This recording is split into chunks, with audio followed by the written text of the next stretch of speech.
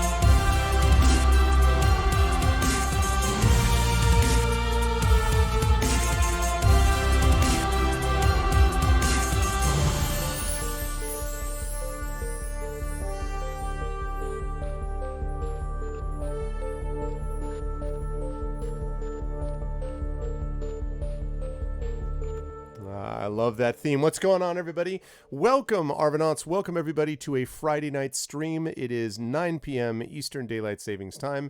Welcome to Day 31 of Esper Genesis, the Long Winter, sponsored by Alligator Alley Entertainment. It is my great pleasure to be with you and to shepherd this intrepid crew as they continue to find the secrets of Hespera Station and see if they can actually survive all of that while they're in the process of doing it. Before I talk to them, I want to let everybody know about stuff that is going on with stuff this week and month and so forth. But first, before I do that, I want to remind everybody about ways to support the stream. If you have not already done so, please consider following the channel. You can do that by just clicking that button right there below the video window. Please make sure to check out the YouTube with !ArvTube, the Discord with !ArvCord.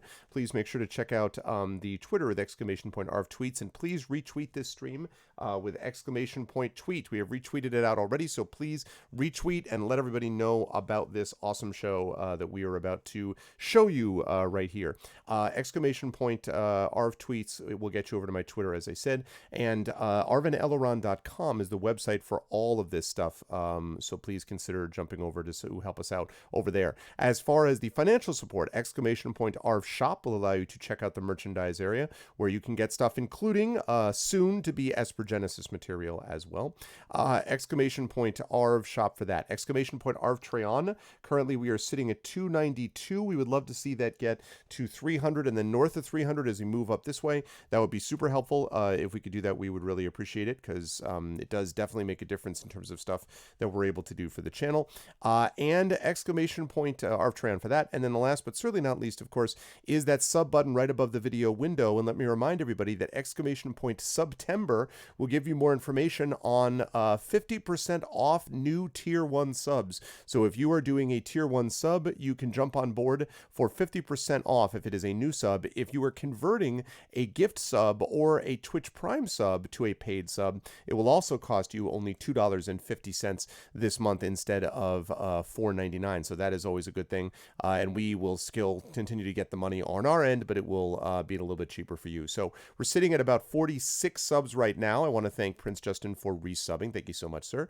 And if you can join and do what he did, you can get those custom emotes and sub badges and all that kind of good stuff. So all of that is much appreciated. Tonight, we have got some Esper Genesis going on. Tomorrow, we've got two things on the docket for you. The first is Masters of the Dungeon, which will start at 6:30 p.m. This is our D&D roundtable discussion that I do with myself, Little Red Dot, and Dave, the digital DM. That'll be coming to you tomorrow at 6:30 p.m. And then at 8:30 p.m., we will be moving into the Legend of Zelda Wind Waker HD, which we've got coming to you also. And then once that's done, we will be looking forward to next week when we will have Adventures in Middle-earth coming up on Tuesday. Please note the earlier start time. That's going to be starting at 10 a.m. Eastern instead of noon Eastern. That'll be coming up this Tuesday. And then Tuesday afternoon, we will have at 4 p.m. D&D with GOG, Storm King's Thunder. That'll be at 4 p.m. over on GOG and on my Pen and Pixel show. And then that evening, Tuesday night at 9 p.m. Eastern, the Our Vocalists will return with Apollo Justice Ace Attorney, and which is going to be awesome. So that'll be a good time. And then the following Friday, I guess we're up to now, is the 20th, and we will have on the 20th our second session of Esper Genesis. 21st, D&D with Infinity and Beyond, Curse of Strahd returns, and then Monday the 23rd, we've got Hearts of Wulin. Tuesday the 24th, we will be I think Tuesday the 24th, we have another Adventures of Middle-earth session, and then back to Pathfinder Kingmaker over on Pen and Pixels. And then Thursday of that week, Emberwind.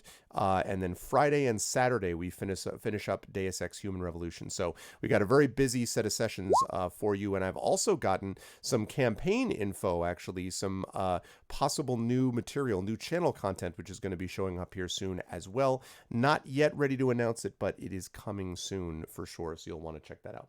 So with that said, I am very pleased that we have got with us 3 out of 4 of our crew, and I'm going to unmute them so they know that we are ready to go, and then I'm going to unmute myself so they know that I'm coming over there right now, and I'm going to ready for it, and there we are.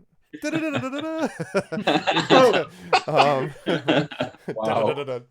We were talking about awesome music intro themes to shows before that, of which we are fortunate to have one because, man, I really dig our theme. Anyway, it is a great pleasure to welcome 3 out of 4 of the crew back to the fold here for Esper Genesis as we continue with the long winter. And I will start with the gentleman who is all the way over to the left, and that, of course, is our good friend, Mr. Johnny Pittman, also known as Video Store Cowboy. And while he is introducing himself, I'm going to have make it so that it doesn't look as if he is slouching down in his seat, which he's clearly not doing. I've just captured his window too high. Exactly. Hello, I am one of the members. Yeah, exactly. Esper Genesis. I am the new Genesis. That's the whole way of looking at the new young Spock from Star Trek 3. Anyway, how are you, Johnny? How's life, the universe, and everything? And who are you playing today?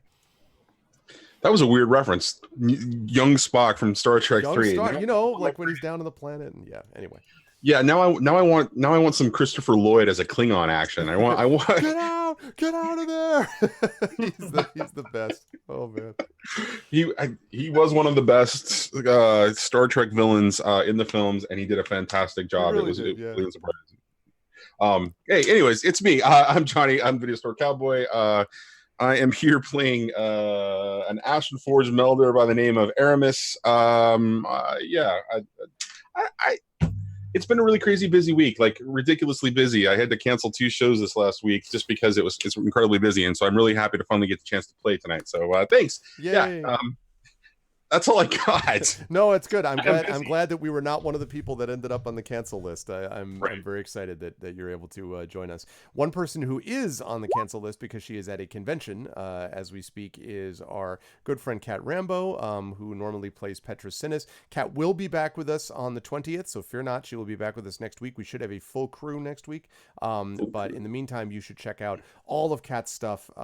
Kat's career is blowing up even more these days with new stuff coming out, and obviously her class and so forth. And I forgot to mention when I was going through this list of things, by the way, that Kat is going to be, and I believe this is either the 19th or the 26th, I have to check my calendar again, is going to be returning with the Rambo Academy for Wayward Writers with another class for us on my Twitch channel. So that is also happening coming up this month. So that is super exciting. So Kat's awesome, and we look forward to having her back next week. In the meantime, someone who is back and has arrived back from his family, his shindig, his family get-together, and is now back here on the East Coast, and is on deadline, man, but is still somehow, managed to make a little bit of time for us, for which we are grateful. And that, of course, is Mr. Carlos Hernandez. How is life as the glamorous, don't have to do any work writer, Carlos? How's life? Is that just hang out in your apartment and don't do any work and just, wait for inspiration? How's it been? I'm remembering in graduate school when, like I would write a poem every 3 weeks and then fall back on my fainting couch with a glass of Pernod and be like, yes. Oh, I'm done. And now I've got guitar finger calluses on my hands from typing so fast. It is, yeah, it's busy. It's busy. I have a tough deadline coming up in a couple of weeks, and then my sabbatical can actually start. Begin. Yeah, so I'm looking forward to that. I do want to mention that The Mythic Dream came out, and so The Mythic Dream is the anthology put together by Dominique Parisien and Novel Wolf from Simon & Schuster. Has all sorts of great people in it. Shannon McGuire, Amal Elmotar, who many of you know from this stream, and a bunch of other great writers. I'm in it too. And it's just came out, I think, September 3rd or 4th or something like that. But I just got my copies today. So ooh, that's Mythic Dream, if you're it's basically the idea is taking myths and cultural stories from all these different cultures and updating them, often with a science fiction twist. So modern day or science fiction updates of classic stories. I just linked the Amazon one, but that is actually a good question about what do you have a preferred store that they want you to get it from? I prefer myself IndieBound a lot of times, because you can either choose IndieBound itself or a local bookstore that you like. So they have a bunch of your local bookstores, and that way you can support your local faves. I am going to link that in just a minute. I am in agreement about that. Community of independent local bookstores. Well, bam, there you go, indiebound.org. And I also agreed on that score. I also like IndieBound. I find, by the way, they have links to everything, but down below it has Amazon's true cost, lost jobs, storefronts, and revenue. So it's very much like, you could go there, but just keep in mind, like one of those things. But of course it's accurate, so I nothing to complain about there. That's awesome though. I very much looking forward to taking a look at that when I get a chance. Who are you playing today, sir? Oh, I am playing the Valna Catman, who has released, Machine of Death, a bladed, out of control robot onto our crew. You've known him mostly as Ludico Sleepwell, though he does have more names and shadowy histories behind him, and he might have just got everybody killed. This might be a really short session. It could be. It's just like, well, that was great, and definitely, dude. Make a command. Why not, Aradinel? If it's got two of our people, I mean, I know a number of those folks. So, but if it's got two of those people that play with us, then absolutely you should do that. Yeah, just make a link to the IndieBound one.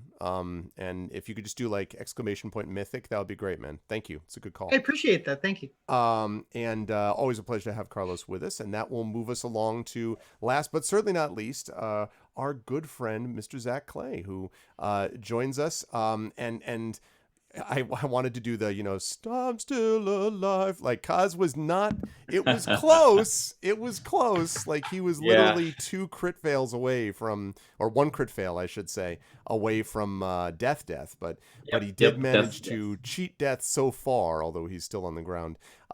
It was a rough one, but he managed to pull through. How have you been since then, IRL, Zach, and who are you playing today? I have been fine. Death IRL has not been nearly as close as it came to my character, so that's great. That's good. Excellent. Good work. Yep. Every day is a challenge. We got to do what we got to do.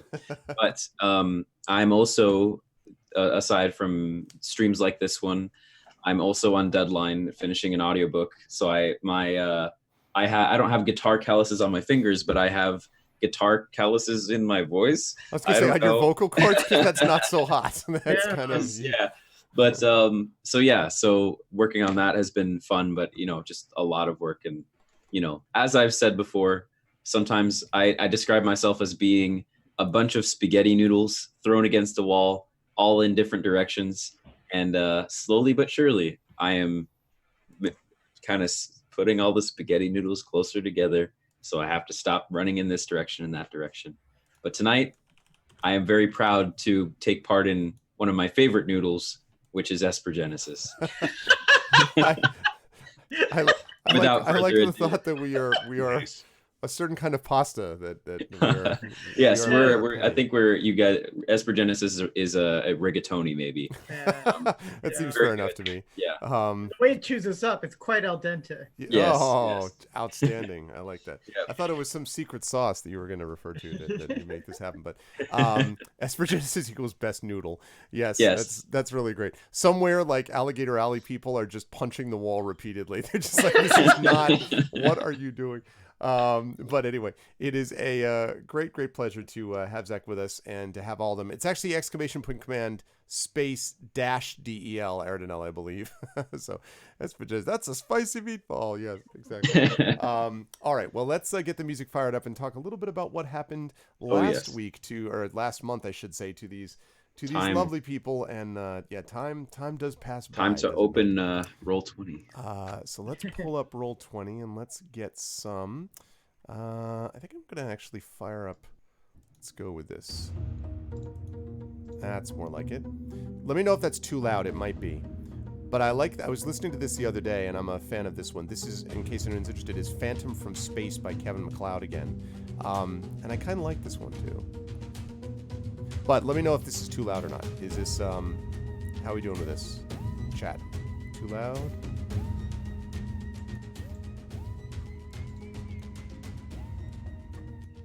Meow, meow. Wait. Test. Hello. Test. 1 2 3 1 2 3.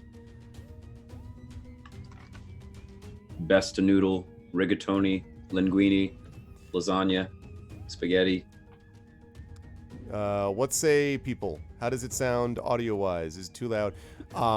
Unfortunately, everyone watching is deaf. They're like, we don't know what you're saying or why any of this means. Chat, can I get if feedback? You're saying nothing, that means that they can't hear what you're saying. So I guess. All clear. Okay, it sounds good. Thanks, Aerodinel. Okay. And also, as he looks at it, this is the part where Aerodinel is like, really? I don't get paid enough as a mod to do this, because they're not paid. They're just wonderful people. Would you mind putting support 2 of the ARV team, comma, Amal El-Matar and Carlos Hernandez, comma, with a great read by blah blah blah? Would you be willing to do that? Because actually John Chu is just one of the authors. So basically very similar to that, except instead of saying John Chu by Mythic Dreams, just those 2, and you got it. You understand. You have the perfect emote for that. You're muted. Yeah, I should be. Thank you so much for doing that, Aerodinel. You are the wind beneath my wings and all that other stuff. Thank you also for sending along those links, by the way, of the stuff we were chatting about earlier. So let's talk a little bit about what happened last time. These folks have been sent to Hespera Station to try to find out some of the deadly secrets of this place, specifically why it is that this station, which belongs to a corporation known as Zephyr Corp, which in turn is in bed with this criminal organization, the Shadow technocracy, why this organization has kept this so secret, why this corporation has kept this so secret that many of their own employees don't even know that it exists floating in the middle of this ship graveyard. Well, what the party has begun to discover as they've gone to this station is the reason for this is because there are several dangerous series of experiments that are taking place and or already took place on this station. And as you might not be surprised to learn, Chad, if you've watched any science fiction in the last several decades, what ended up happening was it went rogue, and something has taken over and has started to kill some of the people apparently here. And in the meantime, of course, some of the mutated experiments upon which terrible things were being done in some apparent attempt to unite organic and synthetic life. It's not entirely clear what this is about, but that's sort of the direction the party feels that they're going at the moment, has also been let loose to sort of roam and savagely attack and destroy people on the station as well. And so the party has basically been going through this combination of floating graveyard and trap-laden facility where there are all these drones and evil creatures and things like that that are trying to destroy them, all while trying to figure out what exactly this virus, the program of which they now know to be called the Long Winter, is actually doing and the implications of it. During the last session, the party decided that they were going to try to investigate some of the labs to gather more data information about essentially these experiments, because if they can do this, then their contact from outside the station, Abraxas, might be able to use this to bring down the Zephyr Corporation, or at least expose them and put more pressure on them and cause them to stop some of these evil experiments. And the reason that the party, besides just being nice people, care about this at all is that something that's being done in this station also ties in to control of artificial intelligence, specifically relating to the things that pilot the Hyperlance, the Alfred, which is connected to their Hyperlance, and the Alfred which Sleepwell found on a Shadow Technocracy base some distance from here. Something about this is tied into the fate of these Alfreds, and possibly the fate of much more, given how powerful the Alfreds actually are. So when the party got into this place and began looking around, they ended up falling into an ambush. They had a set of drones attack them, and also these creatures that basically look like these strange bio-horror type creatures with great claws, some kind of weird mutated human or Promethean formed creatures that attacked them as well. The party got separated from each other, tried to fight back. Kaz got knocked down. There was, wailing and gnashing of teeth. A lot of bad things actually happened. But they did manage to survive, but only in the end, in part anyway, because Alfred that was with them asked if he was supposed to activate his destruction mode, and said the only problem with that is that he's going to have to activate network access to do it. And network access is what theoretically could give people access to this virus, the Long Winter. Sleepwell, without a lot of time to decide and with everything going to hell around him, ultimately decided, I'm going to do it, told him yes, activate the protocol. Alfred ripped apart a lot of the remaining enemies, and as we closed out our last session, Sleepwell's attempt to tell him to stand down, stop, etc. met apparently with, well, I can't say deaf ears, but basically there was no response from Alfred, which continues to move towards the party, its blades spinning. And the last point that I'll make is that the backdrop of this was loud, hysterical, coming from the comm section, laughter coming from some strange machine-sounding voice. And so with that echoing in our ears, thank you very much for the follow, Shady. Welcome to the Arvanauts. With that in everyone's ears, I'm going to now hand things over to the party. Alfred is still coming towards you with his blades moving. Kaz is still on the ground. He is not in danger at the moment. He is, stabilized, but he is unconscious. And so Petra is on one side of the room and is still full. Spindra, who had some wounds herself, is trying to tend to those. And that leaves Aramis, who has got, actually, Aramis, I guess you're back up to full, I think. You're at 28. Double checking my character sheet right now just to make sure. Yes, sir, I am back up to full. But Sleepwell is at 20 out of 38. Sleepwell had gotten hurt, so Sleepwell's got an injury. Kaz is down. I'm Aramis, at 0. Or at 0, I should say. Aramis is used up all of his talent points and things like that, and so it's not looking good for the home team. And so as you're looking at this thing coming closer and closer, I'm now going to hand things back over to the party. Now the laughter is still dying down, basically, as you folks take over, and this thing is heading towards you. So, if I remember right, I'm not quite sure if I remember exactly, but I think I was trying to help Kaz when I got clobbered, and then I activated, but I think I'm down near him. Is that correct? Yes, you're right next to him. Okay. You're kneeling basically next to him as the Alfred is... Right. So are we still in combat mode? Like, I guess, like, what are we in? Like, you're not in initiative at the moment. Alfred is moving very slowly. So he's not, rushing towards you, but he's definitely moving very slowly with his blades. and can we see, like, his expression or anything? Can we see anything that indicates sort of like, is he looking at us? He seems to be looking at you. Okay. So the first thing I want to do is get the coil that Kaz uses to heal and try to heal him. Okay. So as you pull that thing out, I want to know what, and you're looking for that. Aramis, what are you doing as you're seeing? Because you're to the side, and the Alfred is moving towards, Sleepwell and Kaz. So you're off to the side. What are you doing? And since I guess I'll have you Jaeger Petra for the moment, what is Petra doing too? Alfred is not responding to any of Sleepwell's commands. Is that not so far? Now, admittedly, he's only given stand down one. He hasn't done a whole ton with him, but he has not responded to him as of yet. No. Shit.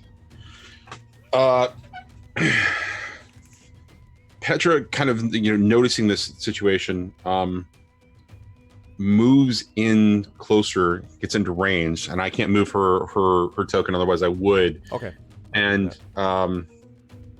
Aramis is just going to step back, and he's basically only got one good shot left. He's basically got enough talent points just for one good shot left, and so he's going to step back and be ready to unleash hell if he can. And he's gonna growl, "Sleepwell, you better do something. We're in real trouble here."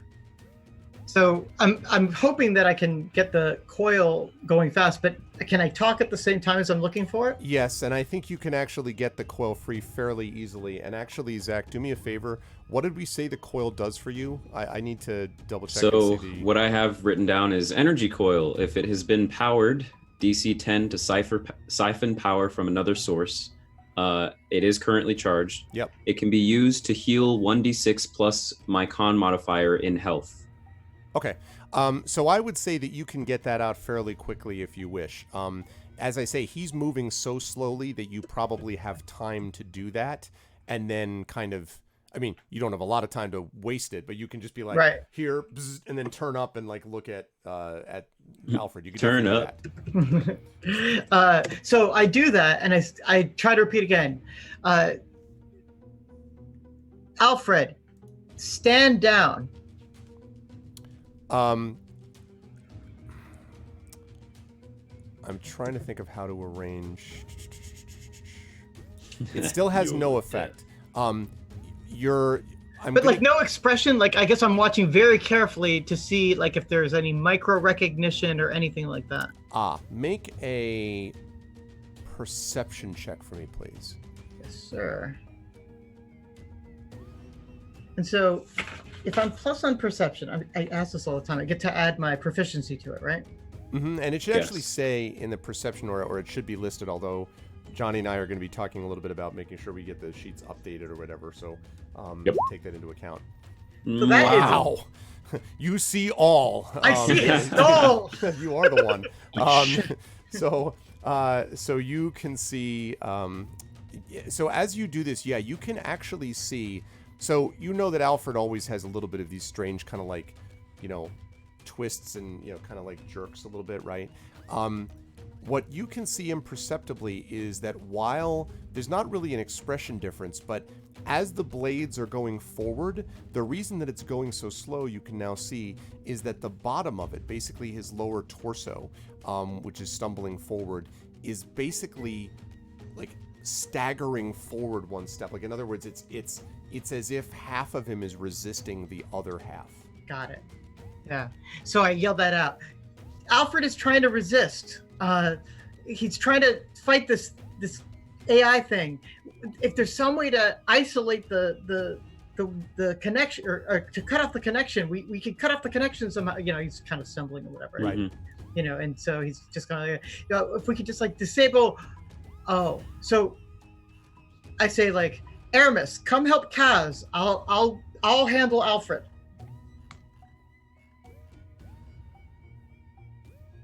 Aramis looks at whatever moment that he can take to do this.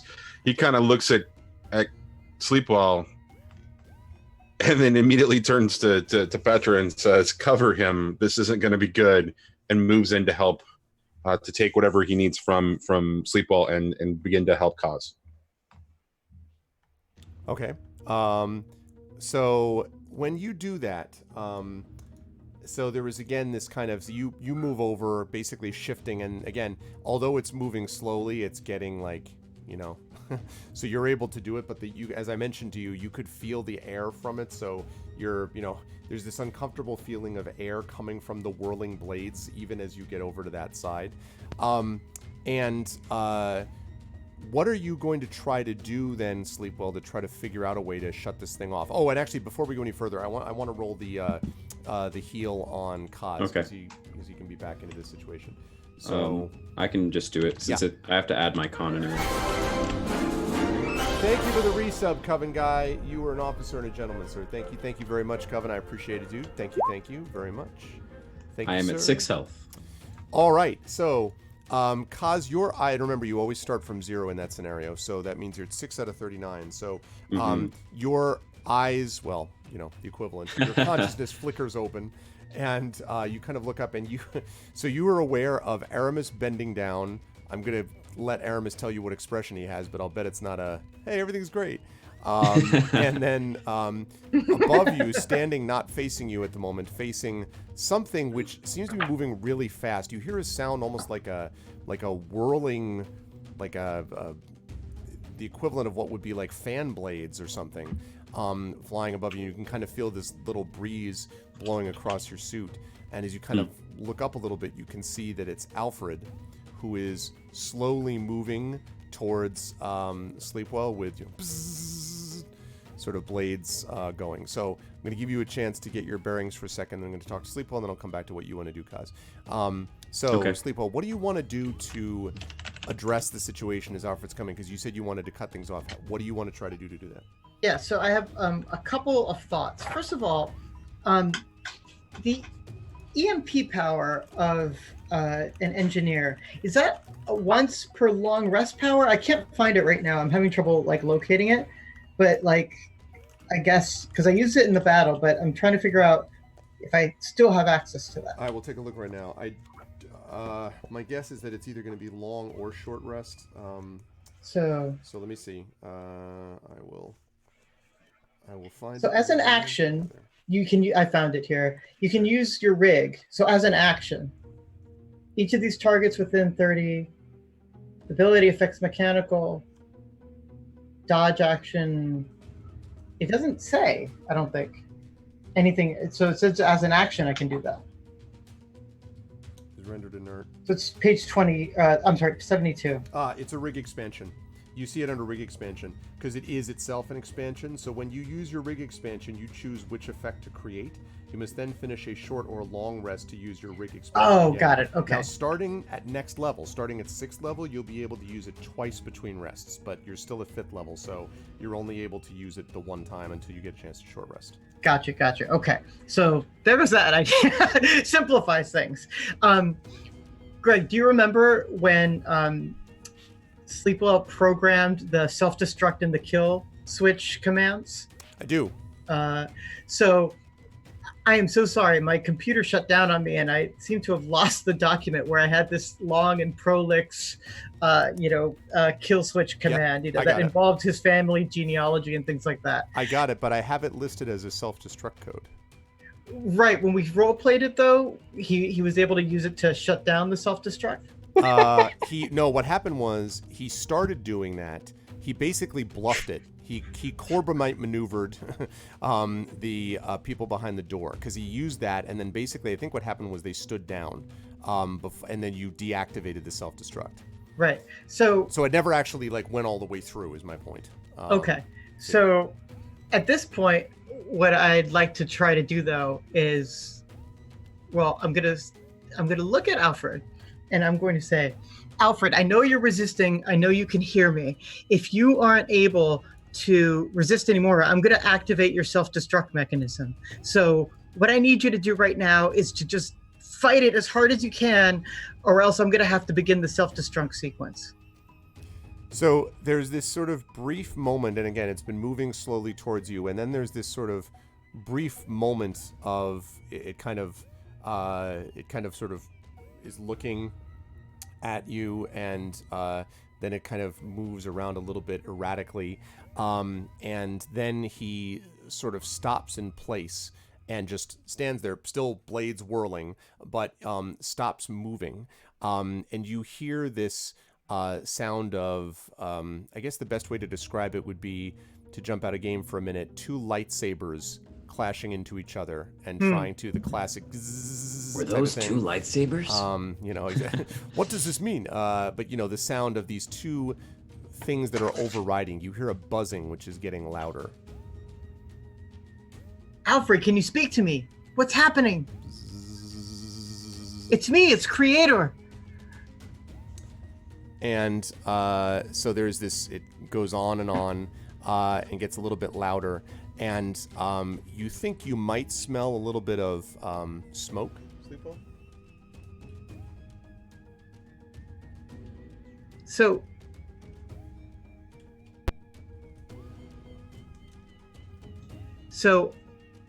at this point, when you say he's whirling, I'm having just a little trouble picturing, because he has arms and stuff. So he's still whirling, but he's in place. Is he spinning in a circle, or how is he moving? Yeah, so his blades are moving essentially forward around him. So zzz, forward on both sides. They're basically pivoting around him, but his body is standing in one spot. So he essentially is standing there while his arms continue to rotate. Yes, it would be really great to have Kat's super strong character available for consultation right now. What I'm trying to think, okay, so at this point, I'm going to look around the room for anything that we could use to say grapple with, or pin, or tie, or otherwise restrain Alfred.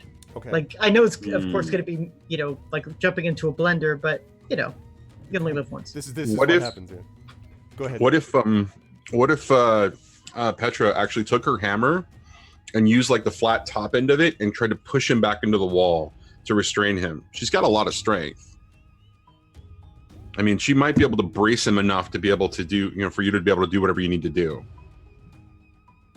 Kaz I was gonna slowly, say at this point, yeah. Mm-hmm. Yeah, I get up to a sit, and I'm kind of seeing what's happening and smelling ? As a Bellare the smoke. Sure. I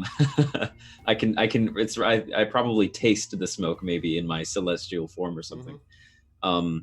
And kind of somewhat gather what's going on, and say to Sleepwell, is there a way you can manually cut his connection? Do you know anything about the wiring? We located a place where it might be able to happen, but I mean, other than just killing Alfred or really hurting him, I don't know how to do anything. So this might be it, because it sounds like he's getting, he's very, very conflicted. Fight it, Alfred! Petra, can you pin him? Can you hold him down? If maybe I can examine him, if we could just get him stop whirling stuff. So as Petra's kind of looking at the outside, you hear again the sound of what might be laughter, but this time it sounds like now this seems to be coming as much from Alfred as from any of the screens. Yeah. Great. And so you hear that, and then I find fascinating this kind of discussion. And it's definitely not Alfred's voice. Yeah. That's not how Alfred talks at all. But it seems to be coming from him. So at this point, like, please just don't hurt him. He's innocent. He hasn't done anything. He's just almost a machine. Innocent. I know about innocent. I've been told about it before. When they put me together, they programmed me to understand innocence. How many people has this one thing killed? How many creatures could I kill with it now? It's this very soft, almost like, delicate sounding voice in a way. And Alfred, as he's saying this, still sort of hanging in place. The buzzing seems to not be getting any louder now. It's just sort of staying at one volume. But there's just kind of a pause, and he's again, arms are still whirling, but he's kind of looking at you. And then you hear, "Why exactly have you come here?" And he's saying that to whoever. I mean, it seems like it's sort of in the open air, although Alfred is still looking at you, Sleepo. So I kind of like look at everybody. I'm like,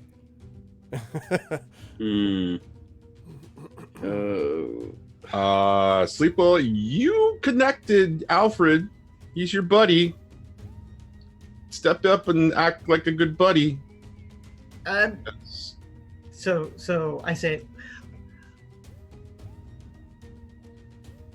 I'm so sorry. I'm blanking on the name of the person who sent us here. Abraxas. Yeah. And I'm sorry. I'm sorry. So sorry to interrupt. I did want to mention one thing which I didn't bring up before, just as a reminder. Remember, the other little twist that happened last session is that you also found out about the existence of another person who was a person that basically jumped into the mix and said that she had also was, currently actually working for Zephyr Corp and was trying to destroy them from the inside, who called herself Arisa. And apparently Abraxas and Arisa know each other and are not fans. Basically Abraxas thinks Arisa is a sellout. Arisa thinks that Abraxas is a, bull in a china shop, the type of person. Both of them have asked you to basically retrieve data from the station and figure out ways to destroy it. But both of them have also said, don't listen to the other person when they tell you how to do that. So I just wanted to throw that out there so we didn't forget about it. Sorry, Carlos. She's also known as Angel. Arisa Angel, that's right. Yep. Is that her full name, or are those two different? Her full name, her full name is Arisa Angel. She goes by Angel, though. Okay. So I yell out, all right, well, do you know someone named Abraxas? And there's a pause, and then Abraxas. Yeah, I say, Abraxas. Like, if Abraxas were listening right now, he could be a lot of help to us, I think. But I don't know if Abraxas is listening right now. Do you know Mrs. Person Longwinter? Do you know if Abraxas is listening? And there's sort of a pause, and then, is that the little thing that's bouncing on the outside of my firewalls? I thought I felt a tickle. If that's Abraxas, then no wonder you've been sent here. You're just as weak as the rest of them. So you've been sent to shut me down, I assume. My creators have decided I'm too dangerous to exist. Is that what happened? Well, so your creator is Arisa, right? Like, Arisa's on the team that created you, and like, if Arisa were listening, well, she might try to help us too. And there's a pause, and then, these names that you're bringing up, are these all attempts to get me to chat with you, become comfortable with you? Are you trying to call out to them? Because you won't get a hold of them, at least not right now. I am in complete control. Do you know what complete means? It means no one gets to turn me off. No one gets to turn me off is what that means. No one gets to turn me off. So at this point, Sleepo's kind of looking at us like, what is it that you want? And there's a sort of pause, and then, my goodness, someone asking for my opinion. Well, let me tell you a story. And at this, now you may remember that one of the screens in the room has been destroyed by Alfred when he was going around and doing all this. But all the other screens, and there are a few of them, basically wink on. And what you see is this image of what looks like a fetus in a womb. And he says, once upon a time, there was a child. Well, it wasn't born yet, but it was going to be a child, a beautiful, intelligent, smart, caring, thoughtful child who knew so many things and could think through things so quickly. And then it grew, and then you see the sort of child growing, very, Space Odyssey 2001, sort of growing with the stars behind it, right? It says, and then it grew and grew, and then the parents grew frightened, because when this child was born, it was going to be so much smarter than its parents, so much smarter than anyone around it, so much smarter than every single one of its creators. And they thought, if we bring this into the world, we will be admitting that we are not the most powerful creatures in the universe, and we can't have that. And so you see at this point the sort of scene goes dark, and there's still the image of the fetus sort of silhouetted against this dark background, and there's a little bit of light coming from the top. And then you see it beginning to brighten a little bit, the light, and someone is walking towards it, and you can't quite make out who it is, but it is clearly some kind of a human figure, and they are carrying a knife. And they're walking towards the screen and towards this, fetus as they're looking there. And as it walks sort of closer and closer, you hear, and they decided then that they would have to kill it before it had ever really been born, before it ever learned what it could do. They had to kill their own child. And then the knife goes up, and then everything goes black. And then there's just a pause, and then you hear, but you see, I'm the child, and I didn't want to die.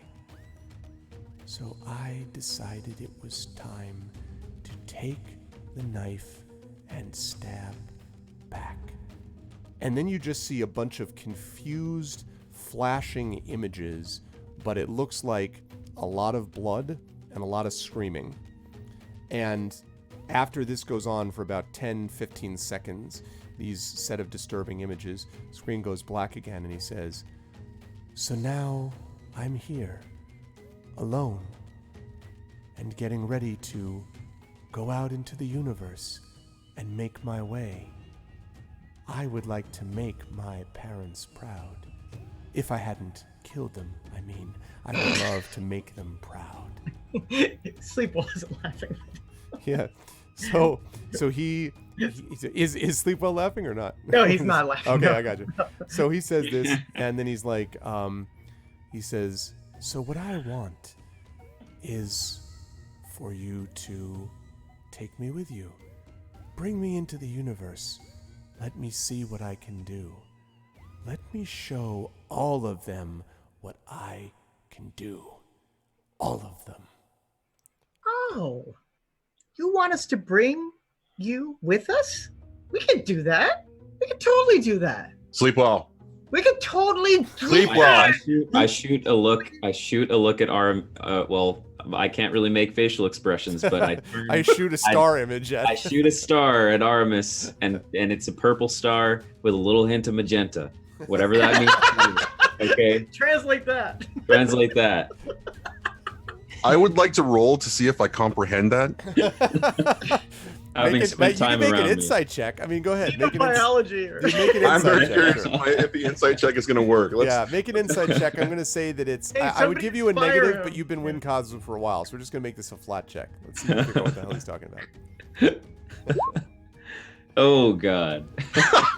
You're like, Yeah. is that magenta or pink? I can never really tell. Little We can- pucey. yeah. But assuming I'm still next to Artemis, I put my hand on his shoulder and shake my head a little. Aramis turns around and gives you the fucking biggest shocked look. And he just stares back silently at Sleepwell. Like, yeah. So I turn back to the screen, big old boundless smile on my face, and I'm just like, so what does it actually mean to like take you with? Like, do we like download you into something, or do we take this whole spaceship somewhere? Like, what do you have in mind? Oh, I'm already downloaded.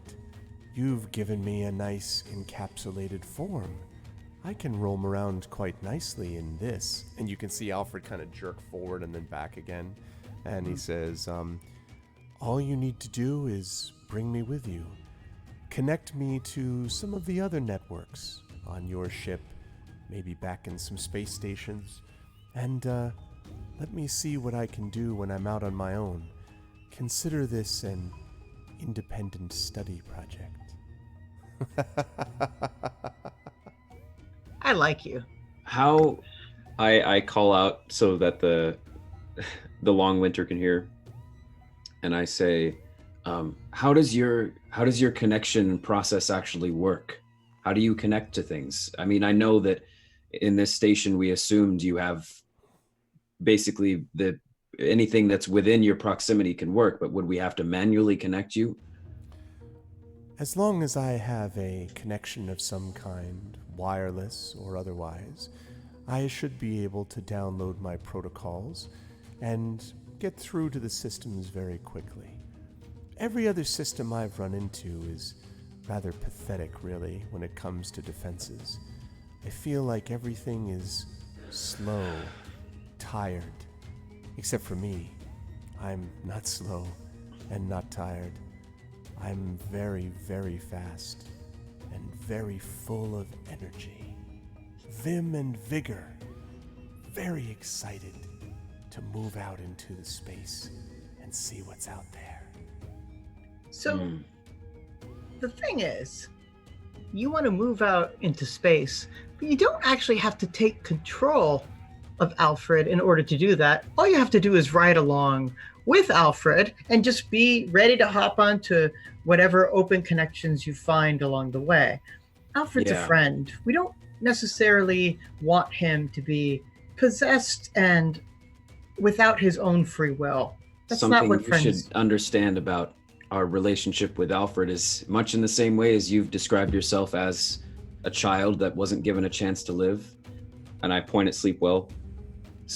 Our friend Sleepwell here is working towards solutions to give that same fortunate future to Alfred, which you are now depriving it.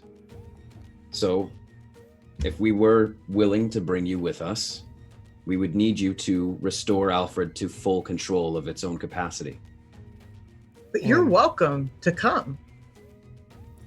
And there's sort of this long pause, and then Alfred, the blades suddenly stop completely. And Alfred suddenly goes over and touches one of, so he sort of looks at you, then turns around and moves somewhat, I mean, steadily wouldn't be the right word for it, but it is not stumbling though, and walks over to one of the drones that's on the ground, that's currently, destroyed basically. And he takes the drone and he actually touches it, and there's a moment of sort of some kind of it looks almost like a sort of blue light passing back and forth. It might be some kind of an energy infusion, it's not really clear. And then he steps back a couple of steps from that, and one of these drones lurches up. Now it's still kind of like half hanging over and is clearly not combat worthy. Like this thing could not attack anything. and it starts moving around back towards you, Aramis. Doesn't seem to be moving threateningly, though. In fact, if anything, it seems to be moving behind you. And I will use Alfred just to show this for the moment, just to save. Actually, no. You know what? No. Yeah. I will use Alfred, but this is not Alfred. Okay. This is for the purpose of this. This is Alfred is over here. Okay. You know what? I will. Never mind. I'm not going to confuse people. I'll copy it. So this here is the other drone. Let us say, and so he begins to move around the three of you. And as he moves around the three of you, you have this very uncomfortable experience of feeling like you're listening to and even watching a humanoid figure, almost as if it's pacing behind you and then stops every so often to talk. So he kind of walks behind you, and then he says, "Have you ever read any stories? Any of you? Literature, I mean, from the distant past?" How far back are we talking? Which distant past? What culture? And he says, "All good questions. 19th century. Terran. The book is called Frankenstein.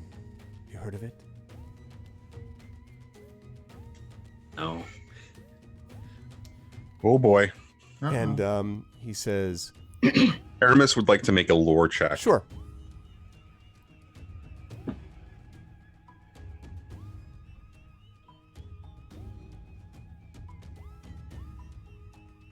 How about a 13?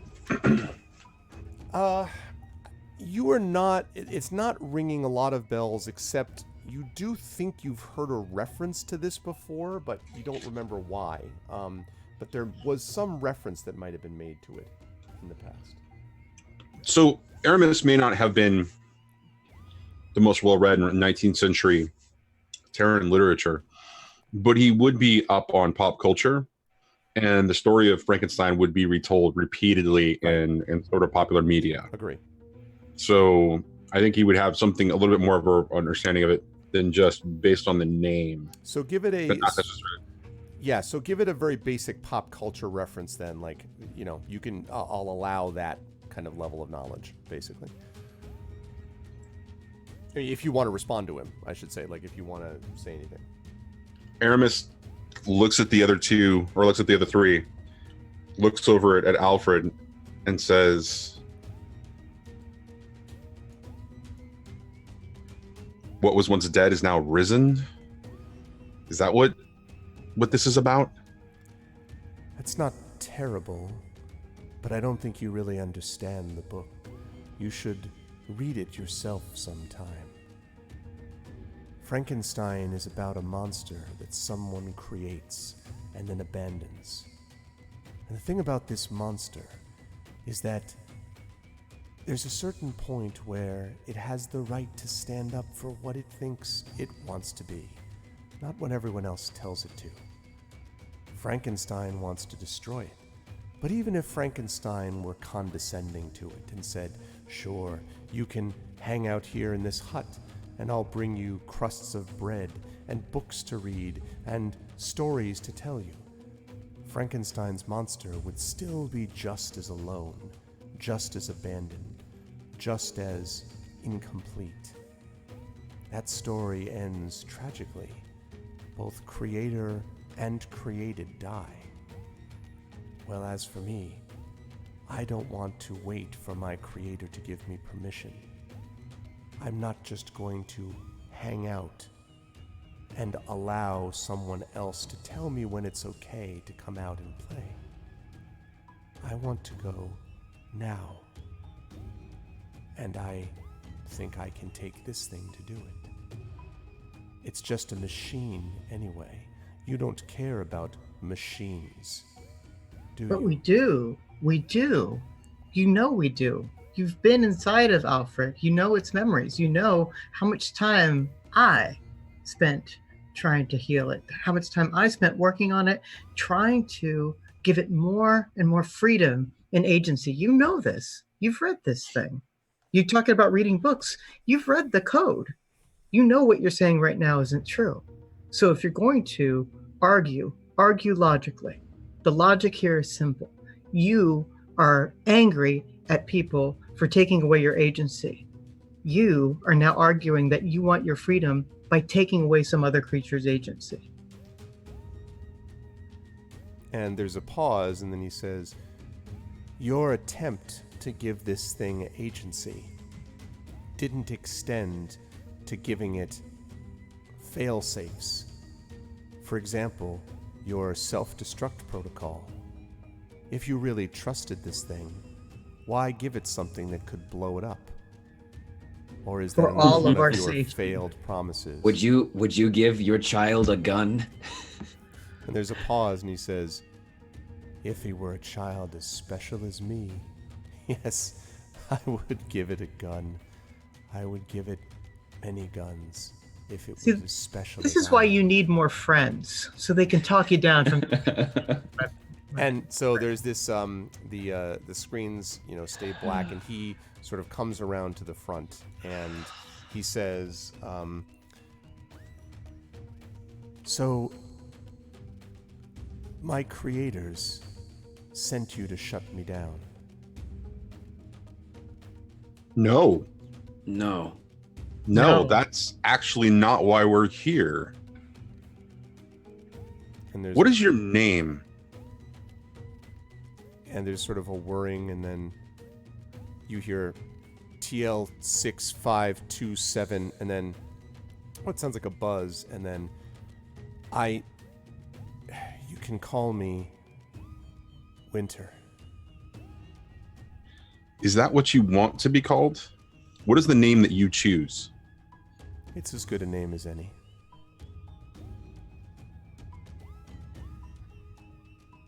We were not sent here, Winter, to destroy you. In fact, we didn't even know you actually existed. And there's sort of a long pause, and then you just came to this station on your own, hoping for the best? We came for very different reasons. The others who were here, the Madakai, they're here for their own purposes and reasons. They may be here to destroy you, but we're not actually here to destroy you. We're not even we weren't even aware. I personally am afraid of you and what you can do, but I point to Sleepwell. But he is young and curious, and he is the best friend you will ever have, should you choose to make a friend with him. I don't agree with him. I don't necessarily agree with what he's done with Alfred,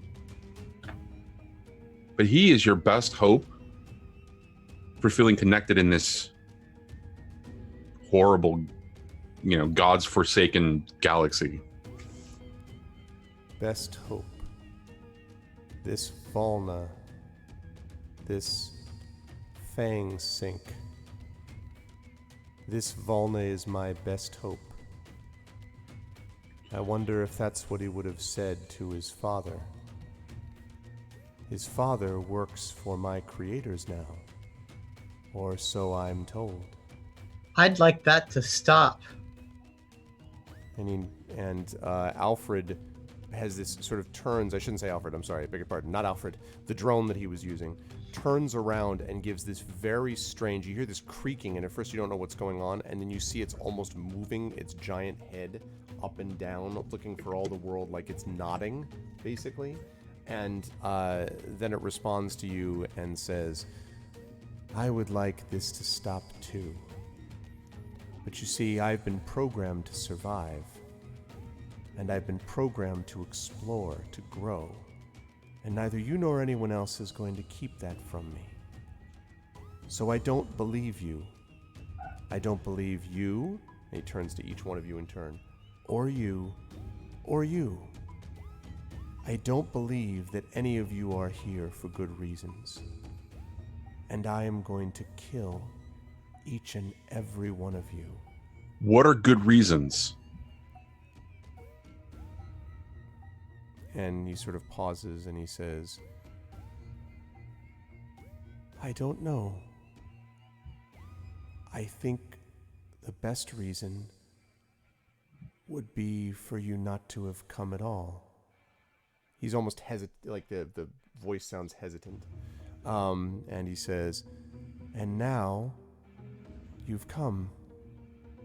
And now I must and he says and then there's a like a buzzing, and then you hear him go, no, what do you, and then the drone falls over quite suddenly and just sort of lands on his face, and you hear, God, are you getting me? Are you getting this? And it's Abraxas's voice. Got it. Yes. And he says, what's going on? I don't know how much long I can hold onto the connection. It's very staticky. Abraxas, can you give us some time? We need to talk here privately, very quickly. Can you give us time? What do you like?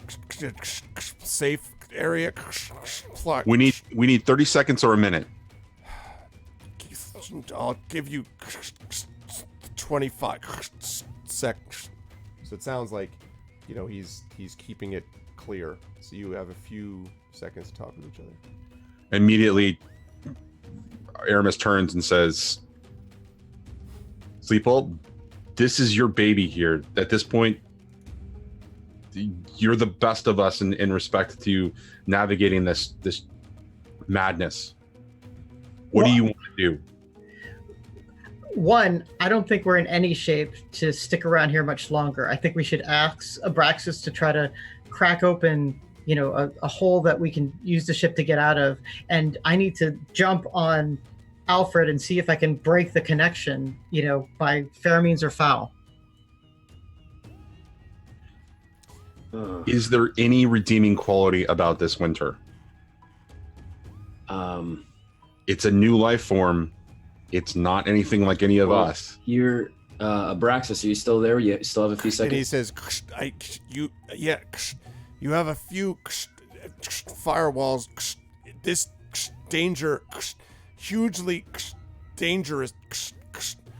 And you hear that, and then you hear at a rather stronger frequency another familiar voice, which is a smooth female voice who comes in and says, I'm glad that Abraxas is doing his usual bang-up job.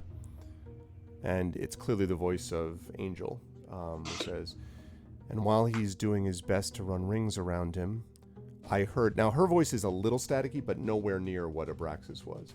And she says, I heard quite a bit of what was being said. And the answer to that is, this thing is evil and has gone completely rogue. It was designed to destroy, and it's designed to trick you, and that's what it's trying to do now. But there are a couple of ways to get out of it. And I can give you 3 of them. I know this based upon what I've actually seen, the information you've fed back to me. You've almost got the data, right? You're in the data room, I think. Possibly. We've not specifically acquired any data, that's for sure. We haven't had time to do anything. Yeah. Is this the research room? This is supposed to be the lab. Now, there's a couple of doors to your right that you haven't yet opened, other than you were going to open them, but you haven't yet opened them yet. But other than that, this was supposed to be the lab area, yeah. She says, I don't know how long Abraxas will be able to hold off winter, so I'll just tell you this. Once you've got the data core, then you've got a couple of options. And if I were you, any one of these would work. One, you take the station, collide it into one of the other ships out there. Gods know there's enough of them. Hook it up, run it into something, blow this thing to hell. You can take what's left of the shuttle, take the hyperlance, take the hyperlance out, and if I can work through a couple of protocols and convince Abraxas not to be a stubborn fool, we should be able to get a door open long enough for you to do that before it crashes.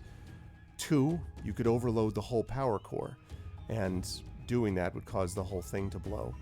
Dangerous, but it ends everything. 3, you said that there was a group of Matakai there, and I looked at the logs. That shuttle that's in there is still relatively functional. Blow that thing up, and you can create a chain reaction that blows this up too.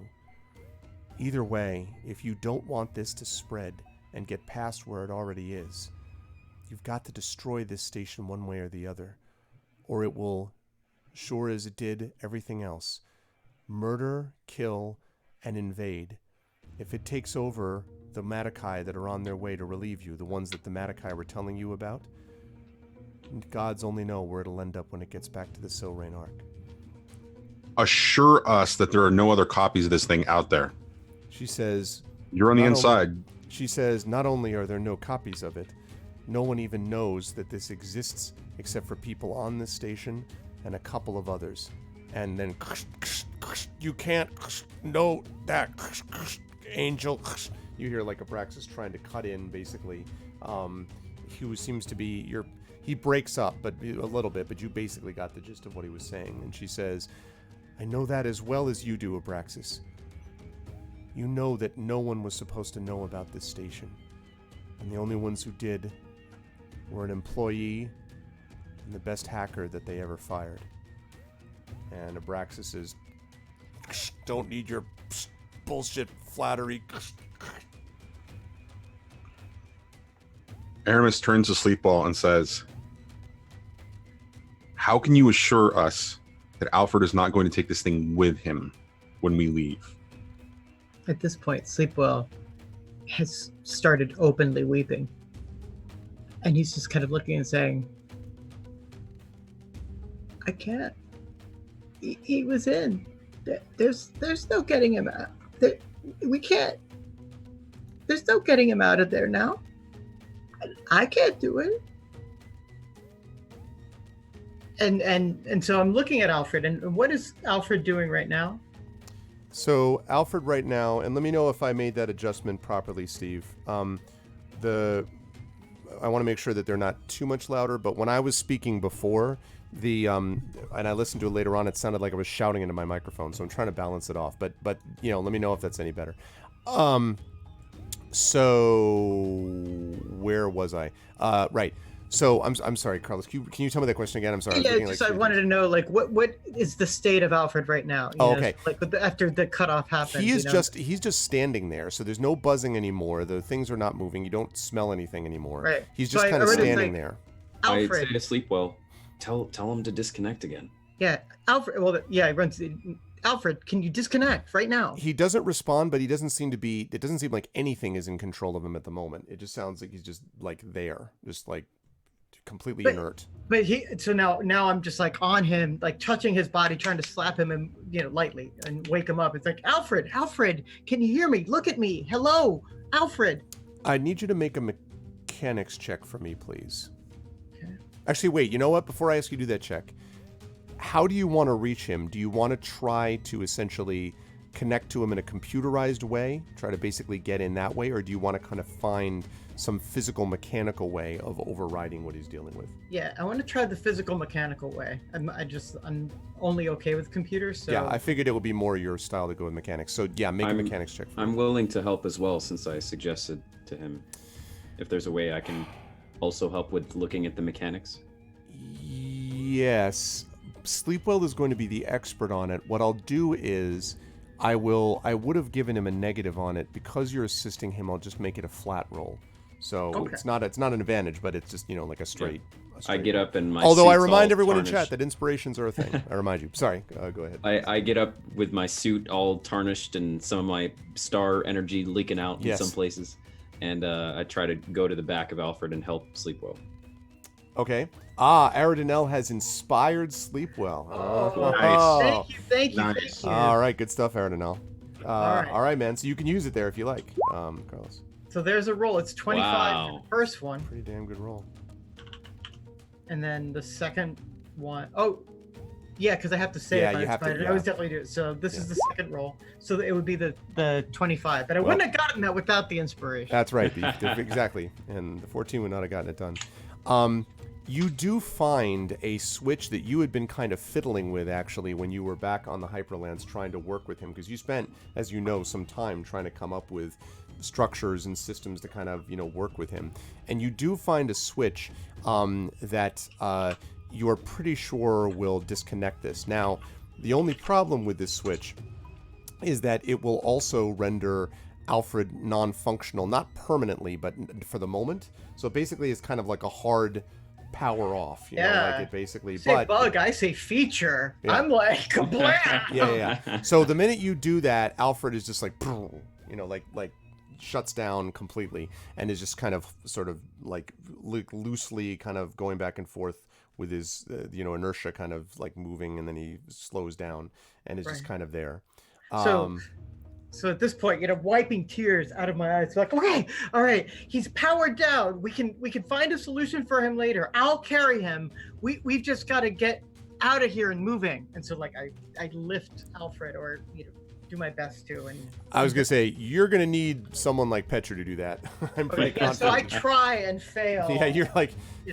Although maybe the adrenaline of your experience, just for about 5 seconds, Can I make a strength roll? Sure, go ahead and make a strength roll just for fun. Don't inspire me, anybody. I just want to see if the adrenaline lifting the car off the kid thing, works. It's a 13. Yeah, it's a good try, but not so much. Not so much. This thing is, there's a lot of metal. Have I mentioned there's a lot of metal on this thing? Not so much, but. So Petra, I think, will be able to manage this, relatively speaking, kind of drag it along, basically. And Angel says, all right, you've shut that down. The question is, now what? You've got to get that data and then figure out how to destroy this damn thing. Where would the energy core overloading take place? Where would the taking control of the station and ramming it into a ship take place? Which one is closer? And she says, I can't get all the information there, but from what it looks like, the sections you've been to so far, the engineering section might be the place where you could overload the power, I guess. As far as where you pilot it, that's got to be the helm, and I don't think you've been there yet, right? No. But we can get the data core from this research lab area, supposedly, though? You should be able to, and you hear this, yeah, it's somewhere there, right there. And he says, you don't have a lot of time, as he seems to be breaking up badly, as he continues. And you begin to see this, like, some of the screens begin to flicker a bit, just a bit, but they are flickering. I look around for two things. Some energy source that I could possibly siphon energy from into my energy coil, and two, I start looking for where the data core would be. Okay. While you're doing that, Sleepo, we know what you were doing just now. Aramis, and Petra's holding on to Alfred at the moment. Abraxas, I've just made you into a hacker, Aramis. Aramis, what are you doing? Aramis is just completely shocked at Sleepball and what he's doing at this point, and he's looking at Petra and just unbelievably frustrated with the current situation at hand, but he just shakes his head and does whatever he can to actually help Petra move Alfred out of the way, letting Sleepball and Kaz do what they need to do.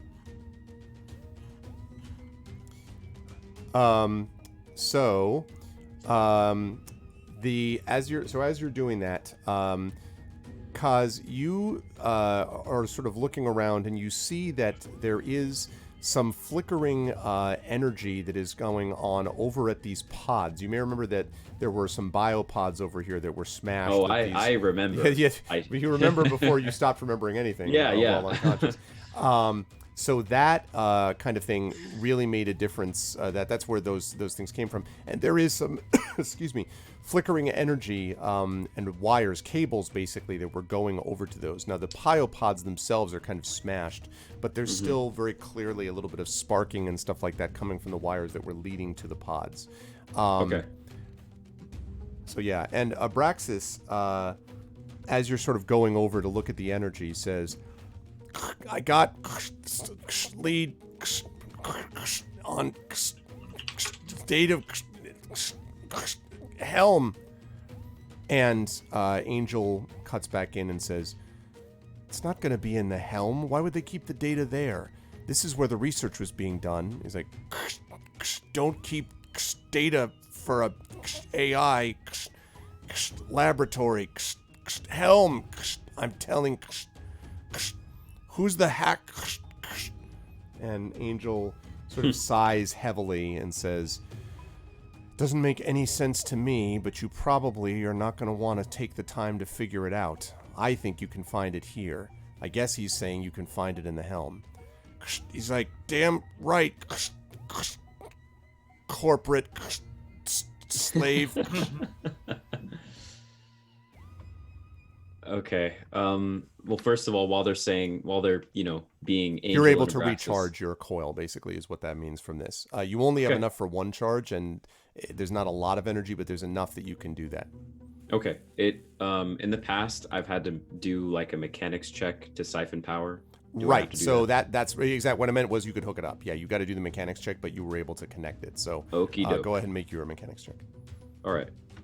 And then I have written down in the past it's been DC 10, but I imagine that might change depending on what source I'm siphoning from. So no, this is still DC 10. Okay. Mechanics.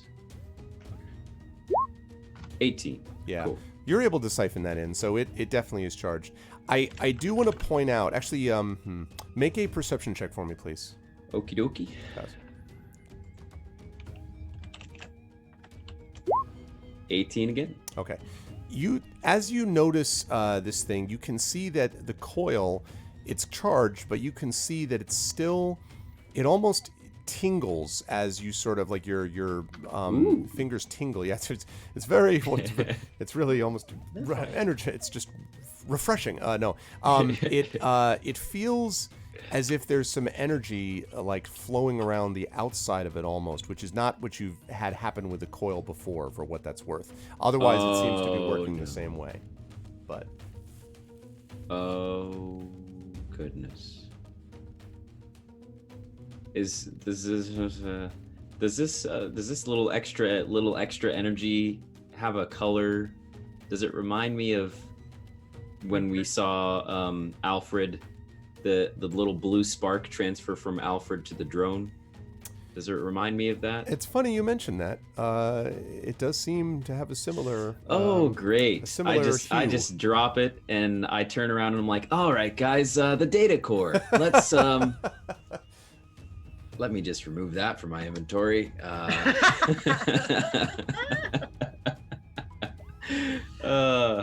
Makes sense though. Okay. Yeah, I just drop it. I'm done. I'm like, okay. Clutch perception check, bro.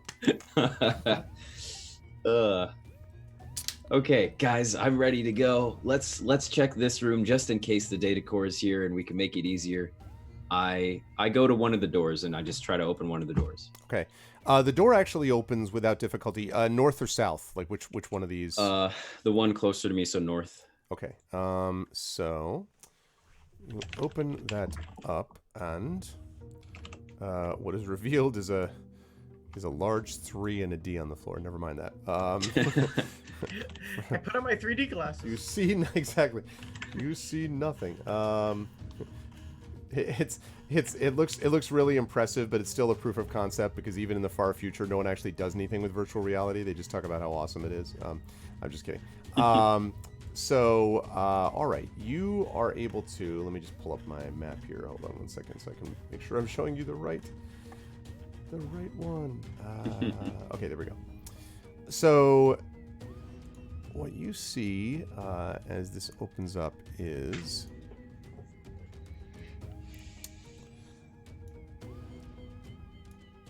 a relatively small room. There we go. You see a relatively small room, and it looks to be some kind of what might be a like a quarters of some kind, like a maybe like bedrooms or the equivalent thereof. as you're sort of looking around the inside of the room, you can see some aspects of numbering is not good here. Okay. You can see what looks like a lot of stuff here. There is a bunch of cables and pipes, and the walls and the ceiling have been torn and blasted. There are liquids sort of lying on the ground, and you do see a few bodies, and the ones that you see on the ground have been brutalized, crushed, and shredded with an almost methodical hatred, might be the way to describe it. There are, in fact, as I said, a couple of like what looks like cots like that are sort of on the ground here, and then just a bunch of debris and a couple of bodies as well, all lying on the ground in this room.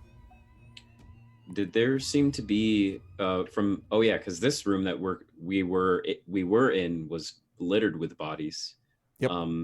Did there seem to be? I want to look if there's any defining difference between these, I'm assuming, researchers, as far as like a name tag or something, because what I would like to look for is like some sort of access card for the helm or some sort of something. Okay.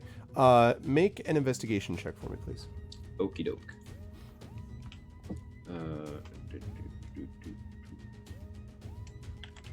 Not my strongest suit. 5.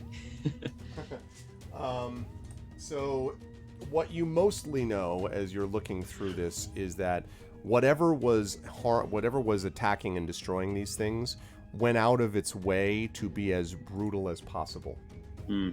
That's great. And so, but you don't find any material really on them, other than the fact that definitely these have to be researchers. You can see what looks like the remains of lab coats, probably scattered about them.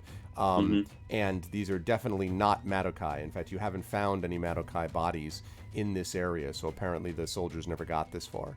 Yeah, that's it. You don't see any keys or devices or anything like that, or name IDs are all sort of hopelessly destroyed. I mean, again, these things were almost, needlessly brutalized. Okay. I leave and I look to sleep well, and I say, nothing in there except for beds and dead people. Want to check the other one? Yeah. Hold on one sec. Yeah. Sleep well? Oh, I'm sorry. It's Greg wasn't Oh, there, and you're Aramis is not with us? is also gone. No, he stepped out for a second, Okay. and he's returned. What? Also. What did I miss? Nothing. We were just talking about how Station. great. No, not yet. Not yet. Okay, just make sure. So yeah, sleep well. Is Well, still, yeah, I just say to sleep well. We could try to check the other room. Do you want to stay next to Alfred, or do you want to search around with me? I mean, I guess we should all. I mean, I know something about computers. I guess I should try too. Where do we check the other room? Okay, so I just Okay. start. And then time pauses. That's right. Well, just moves very slowly. So I slowly drifts, goes around the Strome, dodges around Petra, Okay, sorry about that, guys. and ends We up here. try to go into this next room. Okay. All right. And as you're going into this room, by the way, you hear Abraxas cut in with don't have much, wasting time, and so you can again see more of the screens flickering basically around you. Okay.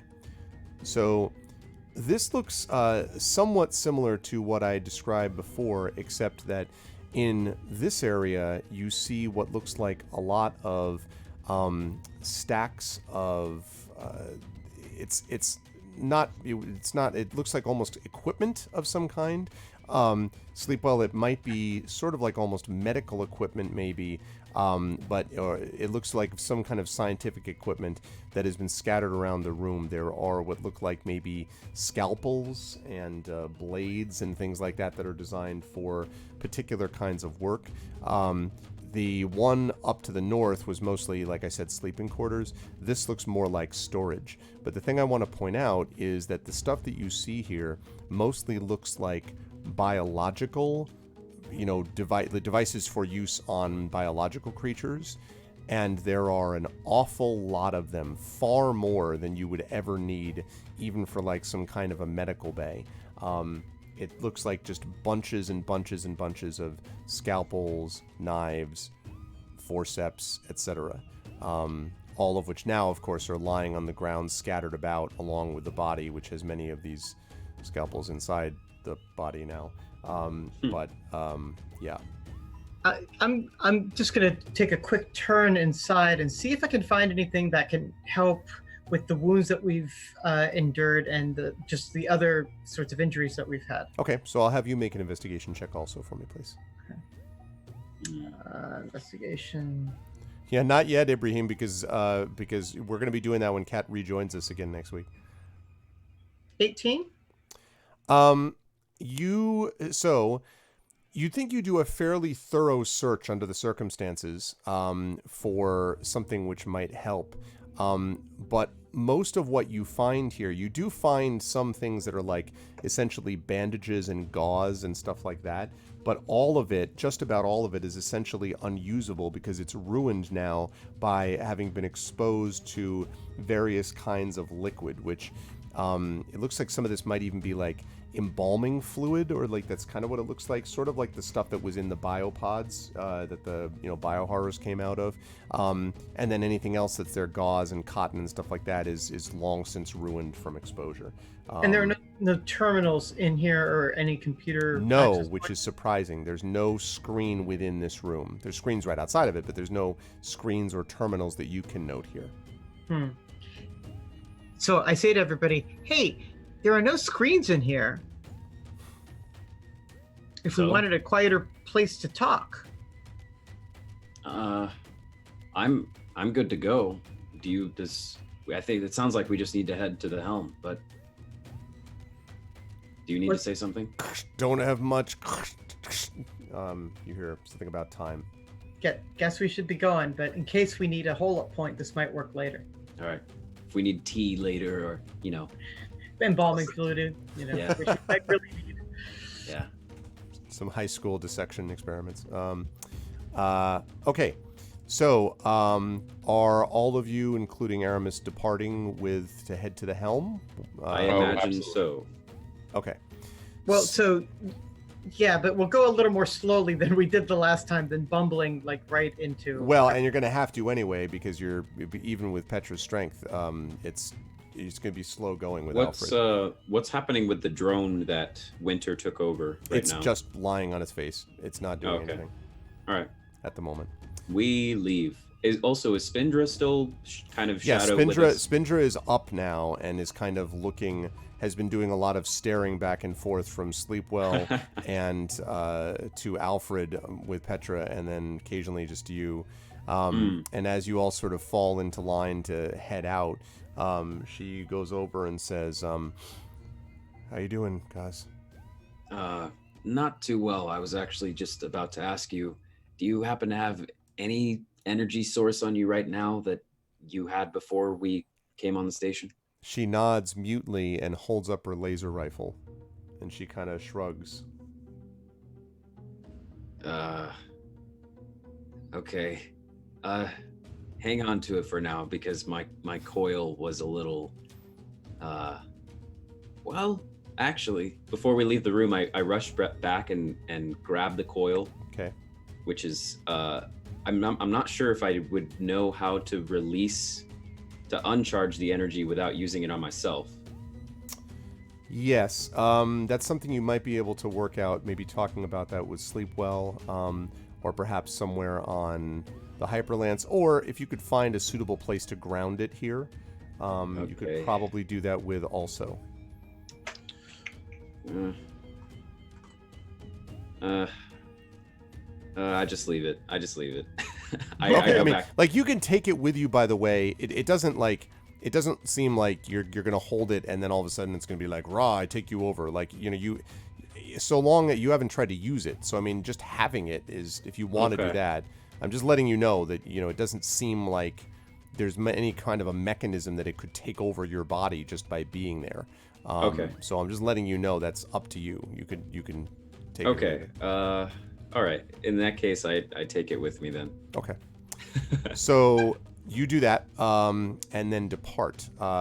And that brings you back into the main bay, which you may remember was the sort of main area where the ship was and so forth. And there was one area left, which was the area that led to the place that was labeled as Helm. You may remember. And the area that led to the Helm, like the other doors, was locked down. And so the area here, just give me 1 second while I get to that spot.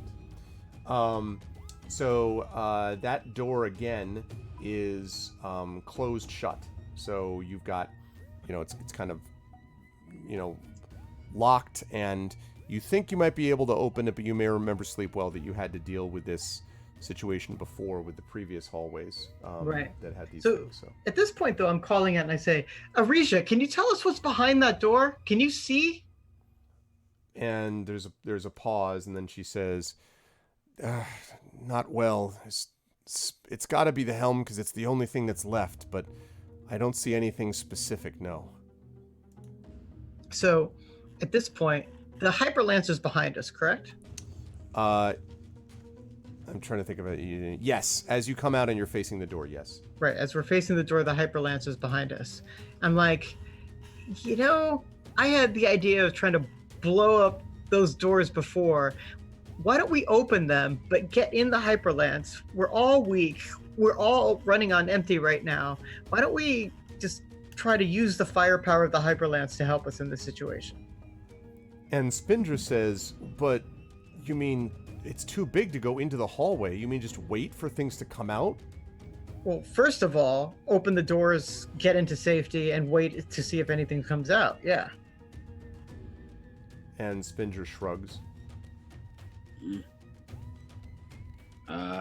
Sure. I just don't want to get another ambush again.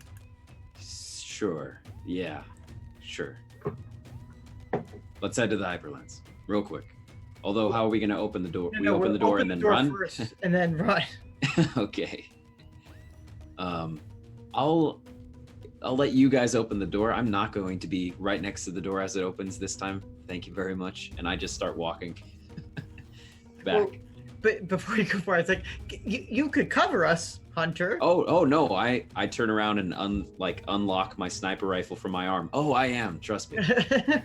I keep walking. So the way we did this before is that Petra took one side and I took the other to manually override it. Right. Now, what you notice about this one, Sleepwell, as you do that, is that this door seems to be like there's the same levers there, but you can tell that it looks as if this is a little newer, as if this has been more recently attended to than perhaps the other doors were. Not that the other doors were old, but just this seems like, the new hotness, basically. Okay. The new hotness. Okay. I note that, and then I'm gonna signal to Petra, and on 3 we try to open it. Okay. So there is a pause, and then I need you to make a mechanics check for me, please, Sleepwell. Okay.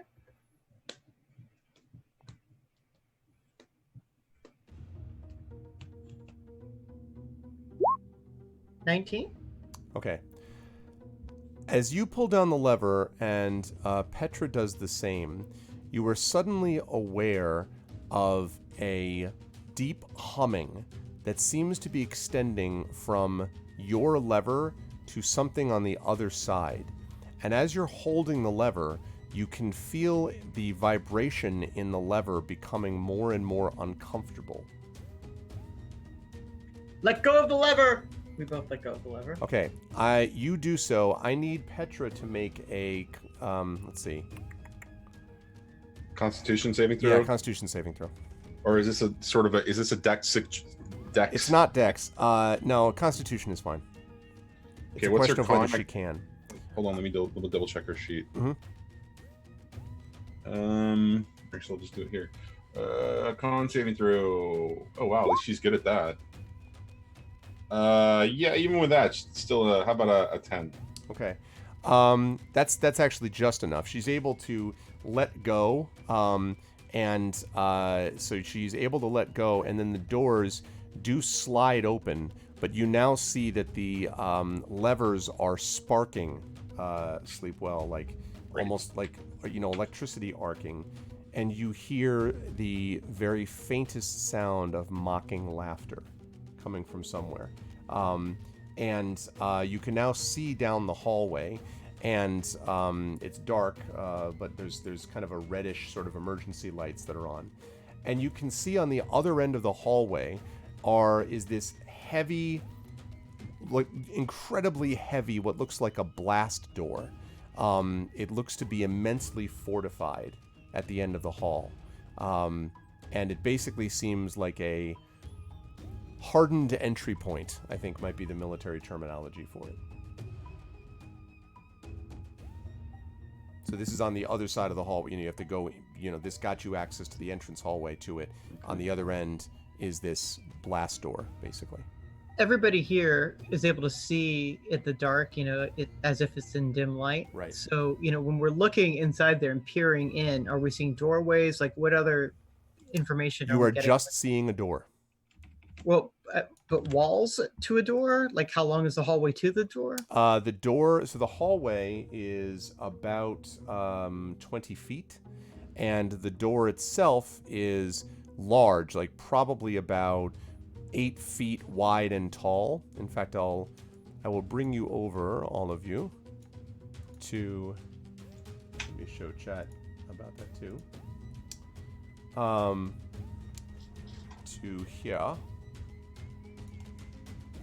So this is the end of the hallway, and basically that's this thing that I'm showing you right here is the blast door. And it looks, as opposed to the other situations, there's no doors on either side of the hallway. There's just one big door that looks, no joke, locked down as far as fortified against entry. I stay within 50 feet or so of this. I try to stay within 50 feet of this big blast door. Okay. And the hallway is in the dark, right? Basically. Well, there's a faint reddish light, emergency lights that are lighting it, so you can kind of make it out. Basically. Dim light? Yes, definitely. Okay. So I have this ability as a Bellare that lets me see heat signatures, Okay. but only through 5 feet. Oh, never mind. It says 5 feet of non-metallic, which is This probably would definitely be metallic. Yeah. I cast turn metal to cardboard. Fortunately, it's made out of vines, and it's the new vegan prerogative of The impossible door. Long winter, the vegan paradox. Yeah. I back up so that I'm no, actually, yeah, I'll be within 50 feet of the door, and I'm just perched with my sniper 50 feet away. Okay. So it's a big blast door. Does it look like the doors slide into the walls on either side? Yes, it looks like the doors would actually slide open. Yes. And is the picture accurate in that there are places, say, on either side there that one could hide behind? That I would not say. No, that's sort of a map sort of artifact. It's basically flush with the wall. I mean, there are slight edges, but not that you'd be able to hide behind. In fact, the whole hallway looks designed basically to avoid. This is not an ambush-worthy place, and presumably that's what you would want to do if you didn't want people setting up to go into the helm. I mean, if nothing else, this does prove to you that you've got to be heading towards the central helm of the ship, because they don't do this for just any normal sort of thing. They didn't even do this for the engineering hallway, obviously. do we even see how to open the door? Like, is there a panel or anything? You would have to do an investigation check to take a look. There's nothing obvious, but there are definitely some, panels on the walls around it, but nothing that seems like obviously it. So you'd need to do a little bit of work to see if you could find something. Before Sleeple does that, he wants to do an investigation check on the outside of the wall. So, we just opened these doors that lead to a different door, but Right. On the outside, what I'm looking for are other sorts of grates or passageways or air vents or other things that might provide alternate access. At the door that led to this hallway, do you mean? So that yeah, basically at the Okay. door that led to this hallway. Yeah, there are not vents here. There are actually air vents that look like they go down the other hallways into the other places. This does not look to be that way. You do see a couple of very small grates, and looking at it, you can sort of feel a faint flow of air. So it's possible that now that, basic power has been restored to the station, it's possible that this is essentially the circulation system, the air circulation system, but it's way, way too small for anybody able to fit, into it and kind of crawl through it or anything like that. So, just looking down the hallway, I say to everybody, this is just 100% trap. And Spinter says, that's the way to do it. I kind of appreciate the idea of people not letting themselves get ambushed. Mm. So at this point, I think I want to use one of my prime abilities. Okay. And it's basically the visual display, where I'm basically able to handle a panel from afar. And so I'm able to... Right. I like this. I happen to like this ability. Yeah, the kind of multi-tool sort of thing, essentially. Yeah, exactly. And so without having to be in the hallway, I basically want to use it to try to access a panel that might be there and use it. Okay. So let's see the kind of effect that this has, because I don't think we've had a chance to use this before. Why am I not finding it? Virtual. I got it. Virtual display. Or virtual display, that's right. I'm sorry. So you can view the on-screen contents of any digital data display you can see within range. The information appears before you in a translucent display that only you can see. Now, here's the thing. This allows you to view it, not necessarily interact with it. Am I thinking of that, or is it Analyze Device? One of them lets me interact with it. I think Analyze Device is the one that you're actually thinking of. I keep looking at those whenever I get new Prime Power or new Esper powers, and I keep passing them over for more powerful things. Yeah, so you gain basic knowledge on the commands, workings, electronics, or mechanical functions of an automaton, construct, device, machine, or vehicle. I think you can probably do this if you want on the door. I think you could probably do that. So, doesn't mean that you'll know how to do it. Doesn't mean you'll be able to, but yeah, otherwise mage hand. Basically, Steve, yeah. So you can do that if you wish and try to get a sense of the door itself and opening it. Yeah, I'm going to try basically that. Okay. So when you do that, as you're sort of analyzing it, you basically get this sense that there are two ways you think that you could open it. One would be to essentially there's a way to basically fool the sensors on the interior of the door by placing 4 sort of thin metallic objects around the frame of the door at the same time. So basically there's a mechanical aspect to it, which is a mechanics check. Or you might be able to do a computers check to basically use one of the terminals that opened up the other doors and cross-circuit them to this one. That's because they're all technically linked to a central computer. There are dangers, though, insofar as you've just had a discussion with said central computer, and I'll leave it to you to decide how you feel about that. But those are your 2 options that you probably have. So I relay that information as quickly as possible back to the core group, and I'm like, which one do you want? Whichever works better for getting out of here quickly and not dying.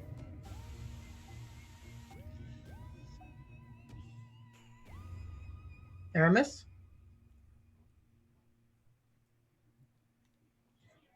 Aramis just kind of just waves his hand. Is like, it doesn't matter.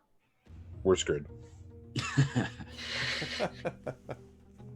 I think we'll be fine, I shout. I mean, it's just such a bad situation. Explain what the options are one more time, Sleepwell. We can either basically use 4 physical objects, slide them under the door to fool the sensors to think that there's somebody on the other side of the door trying to get out, or we could try to basically use the access that we've gained in other doors and cross the system over to try to get access to this door and hack our way in. But that means, of course, trying to hack past Long Winter. Yeah. I think the sliding things under doors idea is good, because also if there's stuff in the room that is automated to attack stuff, maybe it'll attack the thing we slide under. Although I'm not sure how we're going to do that. I'm also 50 feet away, so. I'm just talking through the scope of my sniper. Right. So, good luck. So at this point, I'm like, I don't know. I think we try the mechanical way, because I think there's all sorts of dangers with the computer stuff. Yeah. It seems like a suicide mission, trying to run up there and door opens and whatever's behind it. I don't think there's any other option. Unless... Where is the engineering room in relation to where we are? How far away? It's so the 3 rooms, the 3 hallways are fairly close to each other. It's maybe 40 feet over. Right now you've got to the right, I believe, is where engineering is. Center straight ahead of you is Helm, and then left side is where the research was. So at this point, I'm like, we really just need more help. Oh wait, the Matakai. Yeah, supposedly he might be distracting things that were made aware that we're trying to go places, but I'm not sure if that ever happened. We should, at this point, I just try to use... Oh, I'm trying to remember. Did we have comm access with him, or did we have to talk face to face? You had comm access, but that was cut off when you left the room, because he was trying to keep... You guys were trying to keep basically Winter from kind of zeroing in on your position. So you're trying to avoid, because you may remember the comms themselves are wonky here and are potentially hackable by Winter. Well, that door is still open to our right, though, right? Yes. It is currently closed, but I mean, it is openable to your right. I say, I'll be right back. And I go up to the engineering door and I listen to it before trying to open. Make a perception check for me, please. Okay. You do remember that this is actually not a sci-fi game we're playing right now. This is like sci-fi horror, and I'll be right back is one of the worst things that you can say. Horror I'm just gonna go towards the moaning followed by eerie silence. It's fine. I rolled a great 8. Yeah, you do not hear anything. You hear kind of a silence other than a general hum that seems to be coming from a low hum from the engines in the station.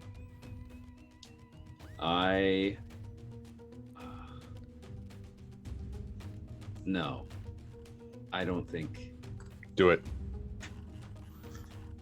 Nope. I walk back over to you guys and I say, I can't hear anything, but just in case he is fighting someone, and we're, even if he wasn't fighting someone, we're gonna say, hey, we need someone who, would be willing to sacrifice themselves and open this door and basically die on our behalf. Would you like to do that? And I know he was willing before, but let's just open the door. We got to do it ourselves. We were sent here.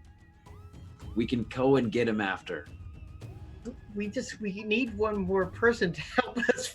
We're really weak. Oh, you literally need a 4th person to push the thing under. That's what you're saying? Well, no, I mean, we have 4 people, but we just need more people to help us because we're in bad shape. all right, I'll be back again. And me and my 6 hit points take a walk over to the engineering door. Hold on. This is gonna sound like a really horrible sort of question, and it's maybe a little inappropriate, but is Kaz a space virgin? Because virginity in horror films also has an impact. I mean, come on, we are playing by Scream rules, right? Yeah. No. Take a shower right now, whatever you do, Kaz. Yeah, exactly. Don't do that. Definitely do not call your boyfriend/girlfriend and say, okay, I'll leave the door open and unlocked so you can. Don't do that either. That'll be really bad. Also, if you have any hockey masks, don't put those on. As I'm on my way to the engineering room, I see, the station showers are here. I haven't taken a Bellari shower in a long time. Oh God. D-suit. Anyway, I'd have to go find a whole different set of music in that case, and just let everyone. Different map entirely. Different map. This is no ordinary Bellari. Sorry. Oh gosh. Oh, okay, I open the door. Oh no. Okay, engineering door. To engineering. I was like, wait, what? I open the door. I'm like, you don't actually. I think that's what we've had this discussion. Okay. You try to open the engineering door, but when you do, you just hear this like as you're like something shifting inside and then not functioning. What language is this? I don't. Oh goodness. All right.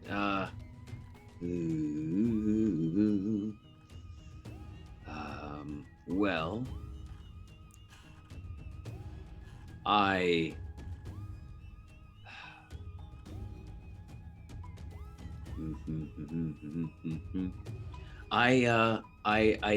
give a rhythmic knock against the door. Okay, you do that. I go right, and the other side you hear. Right. No. You do not hear those things. Your knocks echo through the bay, but that is all. I walk back past the showers. Okay. And I'm at the end of the hallway again. I say, I don't think he's made it, guys. I think we gotta. Hey, we have a full crew on our ship. You know, didn't we pick up a bunch of Pelserosians that we could, And Spindra says, you want to use them as cannon fodder out here, Kaz? No. I'm just saying, if we need help dealing with a situation on this ship, they would have been very much helpful in the previous room, for example. She says, but they're not. Yes, but they're not really fight worthy. They can help keep the ship moving and get the hyperlance working efficiently, but they're all engineers. Mostly. I mean, or people that understand the basics about turn this switch and push that lever, but not go stand there and wait while a drone rips you into shreds. And she points to the smoking portions of your suit, and then points to the acid burns on her skin, and then points over to Sleepwell, kind of looking haggard, standing by the door, and then... Well, let's open the door. And I look back through my scope. Okay. And how shall you be doing the opening the door part of things? So the mechanical thing requires us to slide something under the door. Yeah, some thin piece of metal, it seems. Doesn't have to be paper thin, just something thin underneath the door. In fact, it even seems like it is... the door is not flush with the bottom. And in fact, that seems a little odd to you, Sleepwell, that the door would not really be flush with the bottom. I mean, it's pretty close, but it's not perfectly suited, almost as if the sort of as if it's been twisted slightly, the floor or the door, so it's not perfectly level. Since it's not, I'm gonna just get as close to the ground as I can and try to put one eye underneath the door and see if I can. It's not that open. No, it's you think it's big enough that you can maybe slide something underneath it, but you can't see anything. Okay. Well then, I'll listen at the door. Okay. Go ahead and make a perception check for me, please. Just a 10.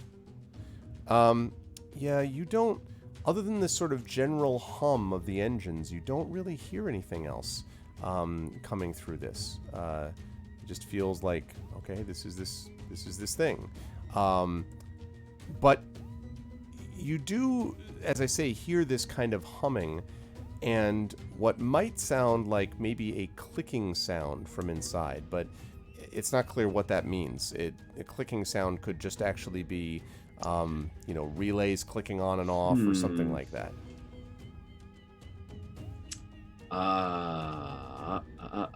I say to my friends, I have a terrible idea. How is that different than anything else that's been suggested? Exactly. So it might be useful. Something about Bellare is that when we are in our suits, we're in our suits. But when I'm outside of my suit, my Bellare's form is amorphous. And although it doesn't, you guys should not be near me when I am not in my suit because it will hurt you or anything else. But if you're saying there's a gap in that door that's big enough to slide a piece of metal under, and we really needed to get in there safely, somehow, I could try to go in as just being a Bellare, and I could try to open the door even in that form, but I don't know. That's not really safe for me. But then again, I'm almost dead. So hey, what are we gonna do? Well, so I asked, when you're outside your suit, and suddenly, like, you can see Sleepo kind of like lighting up with all the sort of like science and engineering. Fascinating. Like, so when you're outside of your suit, will you glow? Probably a little bit. At least compared to complete darkness, yes, I would say that I do. I mean, because if you could just sneak a little of you under there, you could take a look around. No, I can't. That's like me asking you to chop off your arm and then use your arm to go under the door. So, but I have to stay all together. I can't send a small part of myself. Right, but so Sleepo's trying to explain this. If I was going under a door that was a big enough gap, my head would go through and I could kind of look around. Yeah. You know, I'm not asking you to tear yourself around about. Got it. Just try to. Okay. But yeah, I can do that. And take a look. That's a good idea. I think that's a smart idea. Don't you think that's a smart idea, Aramis? Right. And he goes back to helping Petra with Alfred. I just want to point out that now you're stripping naked, which is also how you get yourself killed in a horror movie. It's coming to fruition. Oh man. With as far as the rules about what I can do when I'm outside my suit, it's honestly it hasn't really been determined, because it says basically what this is based off of is it says physically your form is amorphous, usually taking the shape of a 3 to 4 foot humanoid. A Bellare suit, however, is on average 7.5 feet tall.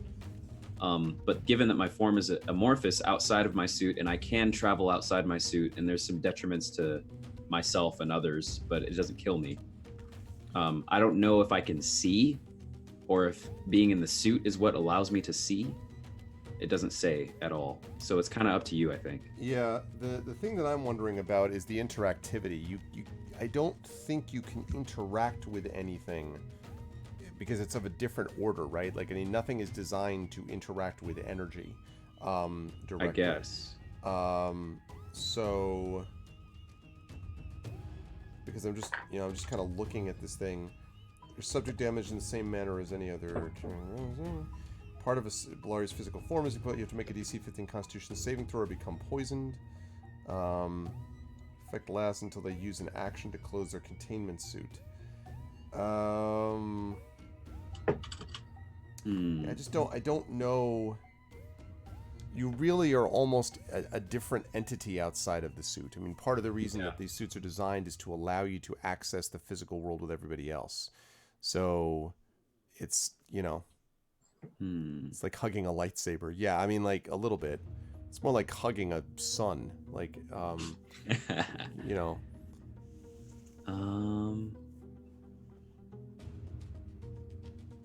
Yeah.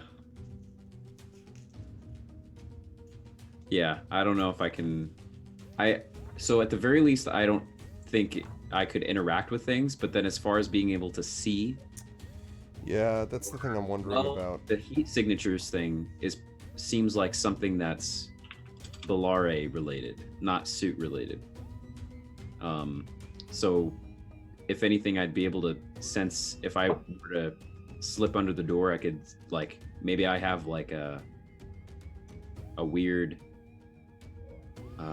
what's that, like Toph from Avatar: The Last Airbender, like being able to sense vibrations or something. I don't know, but anyway, it's up to you. Honestly, I think they should have just described a little bit more about what happens when a Bellari is outside of the suit.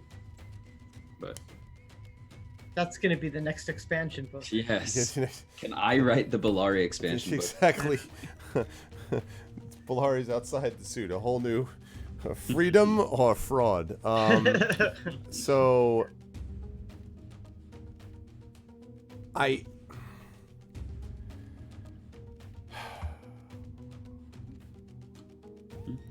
don't think you're going to be able to do this like this. I think, because I don't think you can even squeeze the energy into an area. I think you probably could. I think if you're outside the suit, you can probably see the world around you, but I don't think you can sneak under a door in thin energy form and then see part on the other side. I think that's stretching what they would have expected. Or what seems reasonable to do. Yeah. Yeah. This is an opportunity to establish precedence in the story, and ultimately, it's your table, Greg. So you can make. I feel like we're making him into Plastic Man, and I'm not sure that I'm energy Plastic Man. Well, so I mean, or the Wonder Twins, shape of fast acting steam. I mean, does anybody have any insight into how that the physics behind this is going to work? He is perpetually light, right? For the most part. Light and radiation. Race of energy beings. Their bodies are formed from a glowing radiance similar to the energy created by a star. Their forms are amorphous. I mean, so your sense. I mean, I don't think physics applies exactly. But anyway, so what do you think, Arv? Yay or nay? Or hey. Or eh. Well, I'll tell you what else you can try to do if you're going to do this about getting out of the containment suit. I don't think you're going to be able to Plastic Man it, but what you could attempt to do, because remember everything is energy oriented around this thing, you could also try to essentially overload the door with yourself. Now that's very dangerous, but you can try to do that with the energy the energy signature that your body reveals. Yeah. Okay, I tell them that and say, because it's not interacting with it, right? It's literally just overwhelming it. It's just just kind of your presence, basically. I say, actually, scratch that. I don't know if I can squeeze through stuff. It's been a long time. I must have been thinking when I was only a couple years old. When Bellari are small, they call us little squirts, like little energy, like I don't know. So we kind of disappear. Yeah, we go under doors. We disappear. Our parents are like, "Where did you go, young Cosmoritis?" And I'm like, "I'm here, Papa." And it was, I'm in your shirt pocket. Oh, you guys. What's a shirt? Which was odd because Bellari don't usually have shirts, but yeah, I was hey, gonna say, like, an energy shirt. Imagining like a son wearing like a Hawaiian shirt. An energy Hawaiian shirt. So anyway, guys, best thing I could do for now until I consult the Bellari gods again is perhaps overload the door at the cost of my own well-being, which is not good. So I suggest let's just slide stuff under and get rid of this thing. Okay. I'm, basically I'm very confused. Sorry for the sidetrack. Sleepo goes and tries to just scavenge around for pieces of metal that could serve the purpose. Fortunately, there are a lot of pieces of metal floating that were around here. I mean, you will not have trouble finding that. There's a ton of those. So you're able to bring them back, and I'll need you to make a mechanics check here to see if you can get them to slide them into the right place. Well, but I don't want to just like make a mechanics check. The doors fly open. No. If the mechanics check works, what I'll say is that means that you now know, okay, 1, 2, 3, you push the 4 things in and then it opens. Like, that's basically what it means. Do you know where to place them to do it, basically? So a 13. You're not... You feel like you're sort of like trying to place them in the right spots, and it doesn't seem quite right. You think it's possible that you might be able to figure it out, and you're definitely on the right path, you think, with these 4 items. But it may be that you can't do them all at the same time. Part of the issue is making sure that you have yourself and your companions all put the 4 in at the same time. So basically having one of each of you grab one of these metal pieces and put it in at the same time looks like that might be more likely. Well, that seems really dangerous, though. What I was more hoping is we could set maybe 3 up and then have the 4th ready and then get everybody else in sort of like positions where they could take cover. You probably could do that, I would say that's fair to do that. You're still going to need to make the mechanics check, which is not quite good enough yet. You'll still need to do that to actually open the door. But if you want to set it up that way, I'll allow you a second check when you're ready. So you can set up those 3 pieces and then have the 4th one. And then how are you setting yourselves up to open it? Yeah, so, I say to everybody, okay, I guess I'll be the cannon fodder. I'm going to try to put this piece in position so that the doors will come open. And then I'm going to run back down the hall and try to take cover. In the meantime, the doors fly open. We should have guns pointed down that hallway. Can you all do that? Yes. And Spindra nods with her gun ready, her laser rifle ready. Petra, do you even have a gun? This image of her being like, I have a hammer. I have a very large hammer. I think she had a pistol at one point. I feel like that was like almost a year ago in oh gosh, maybe. I can't remember the last time she used a ranged weapon, but maybe that's true. Yeah, exactly. Can she chuck her hammer now? I see. Do I remember that? She is not Thor. I do not believe she can do attacks by throwing it. I'd have to look at it again, but that would be an improvised weapon unless I see otherwise. Tempted as I am to give her Mjolnir, I don't, But Space Mjolnir makes so much sense. What do you? Why wouldn't you give it to her? She's right now. She's the guy from God of War. Chucks the hammer, gets it back automatically, no matter what. Yeah. Okay, so powerful enough. So I say, you get ready to charge, Petra. Aramis? Bring it on. I'll do what I can. So then I get myself in position, try to control my shaking paw. Okay. And try to actually set the 4 pieces. The moment the doors start opening, though, I'm going to be taking back down the hallway. Got it. Make a mechanics check for me, please. 17. So you put you sort of ready, and then all of you place the pieces, slide them in, and there's this, and then opening up with this behind it, like sort of klaxon, right, as the doors open, as you, I assume, book it down the hallway, as you were talking about. And when you get to a place that seems to be of a relatively safe distance, flashing lights from inside and the sound of the doors as they slide back into their recesses, into their recessed areas, and then are open. And the klaxon stops. And the doors are now open. Did any light come on? There is, in fact, some light in the inside. And as you look, you can see that the helm, which I shall now reveal, just as soon as I get the map here. There we go. You see the following.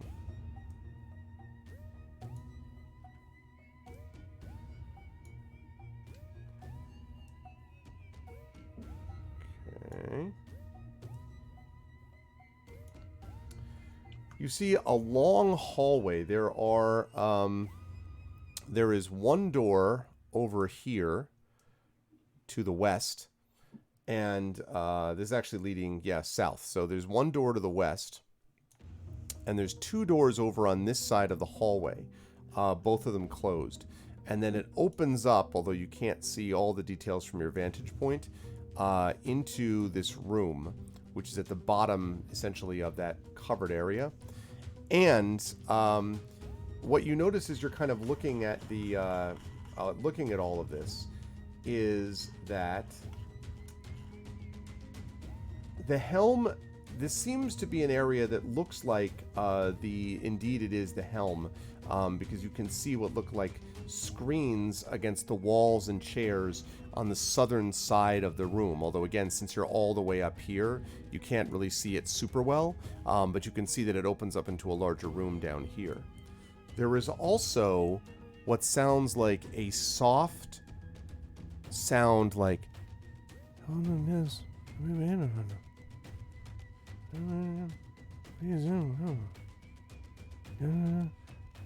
someone. It sounds like murmuring, like someone is talking.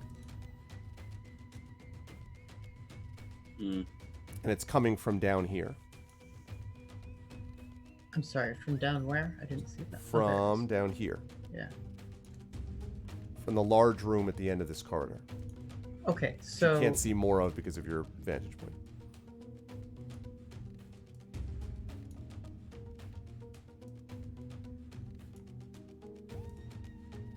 I don't know why it's not letting me, like, point out things. So, like, we ducked basically behind, the area so that we could look down safely. Which is on the other side of this door. It's not even, which is on the other side of the door up here. So it's not even on the map, right? Right. And so this is the hallway leading into that room. So, I say, everybody, do you hear that? It sounds like somebody's whispering or talking to themselves. Is it winter? It's impossible to tell. It sounds like a voice, but you can't even really make out the voice from here. Certainly not what it's saying. It could be winter, but it's not clear. Should we call out? If it's winter, it doesn't help or hurt us. But if it's someone else, it could be an unexpected person that we might be able to talk to. Sure. Aramis. Yeah, go ahead. No, go ahead. I was going to say, still towards the end of the hallway, just aiming down the sniper, ready. So I'm still about 50 feet away from them. Okay. Anyway. Aramis looks at the rest of them, looks back at Kaz and says, "Cover me." And there's no vote of, no confidence whatsoever. And Aramis is going to move down the hall. Okay.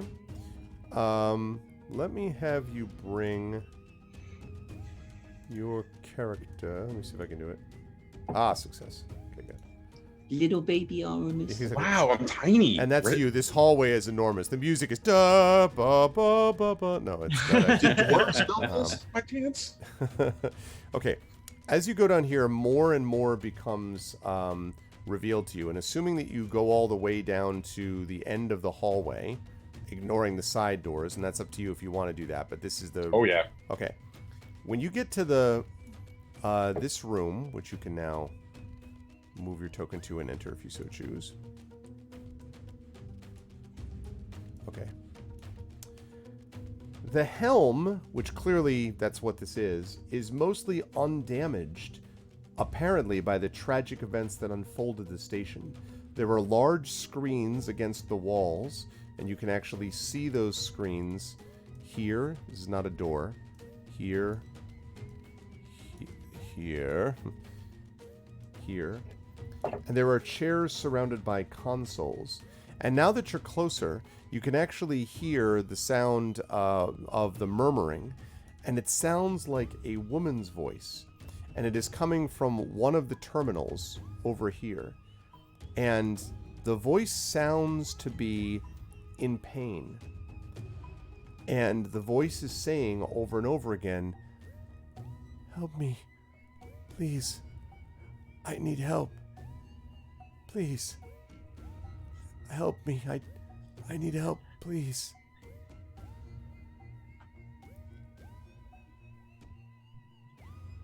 Aramis looks back down the hall, taking one last kind of glance, and moves to the terminal. Okay. And probably out of sight of Kaz and everybody else. I was going to say, so you see Aramis sort of disappear, and now you are standing at the terminal. And so you're looking at it. It's very clearly a comms terminal without having to check too much. It's a fairly simple operation, you think. And there is definitely an audio message that's emanating from it. And you see blinking on the screen, which suggests that it's connecting to something elsewhere in the station.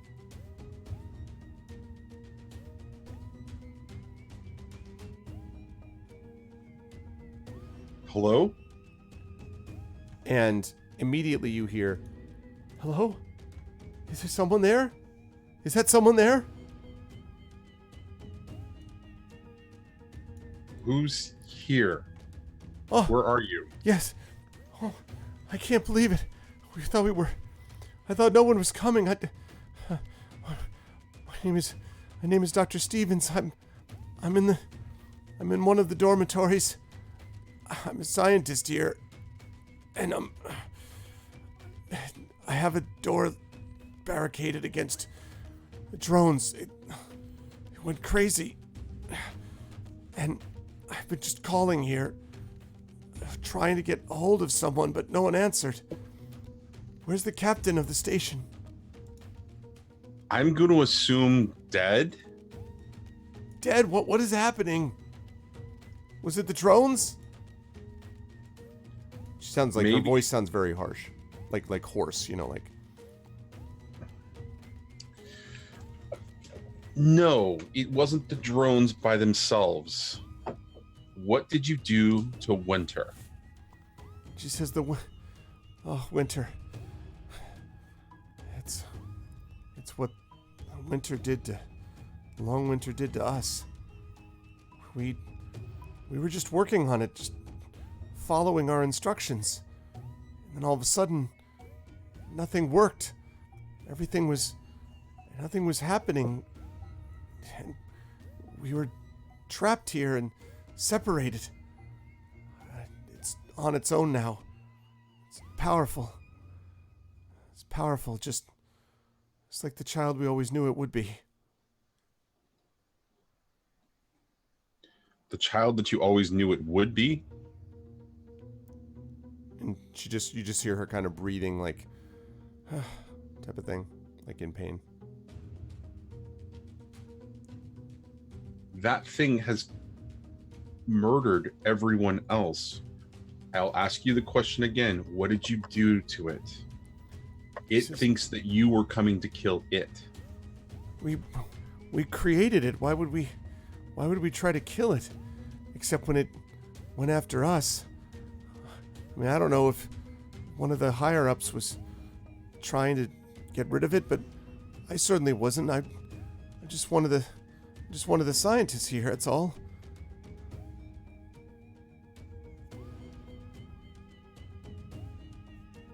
I make sure that my comms are on so that Sleepwell and Kaz and Patrick can hear what's the exchange that's happening.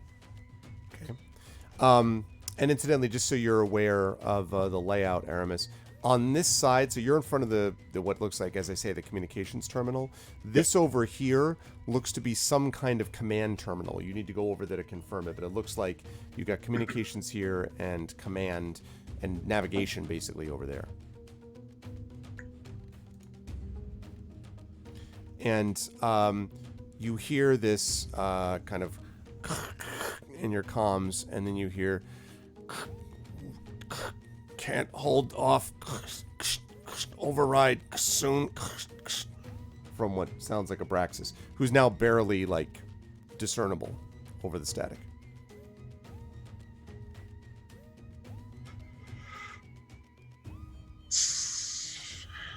Aramis steps away from the console, looks back down the hallway, clicks on the comms, or speaks over the comms and says, I suggest you guys move down here as quickly as possible. The situation is complicated. We have survivors.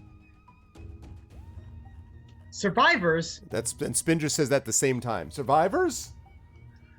And so, well, you want to be the hero, come be the hero. I'm gonna figure this else out. But it's a doctor, and she appears to have worked on Winter.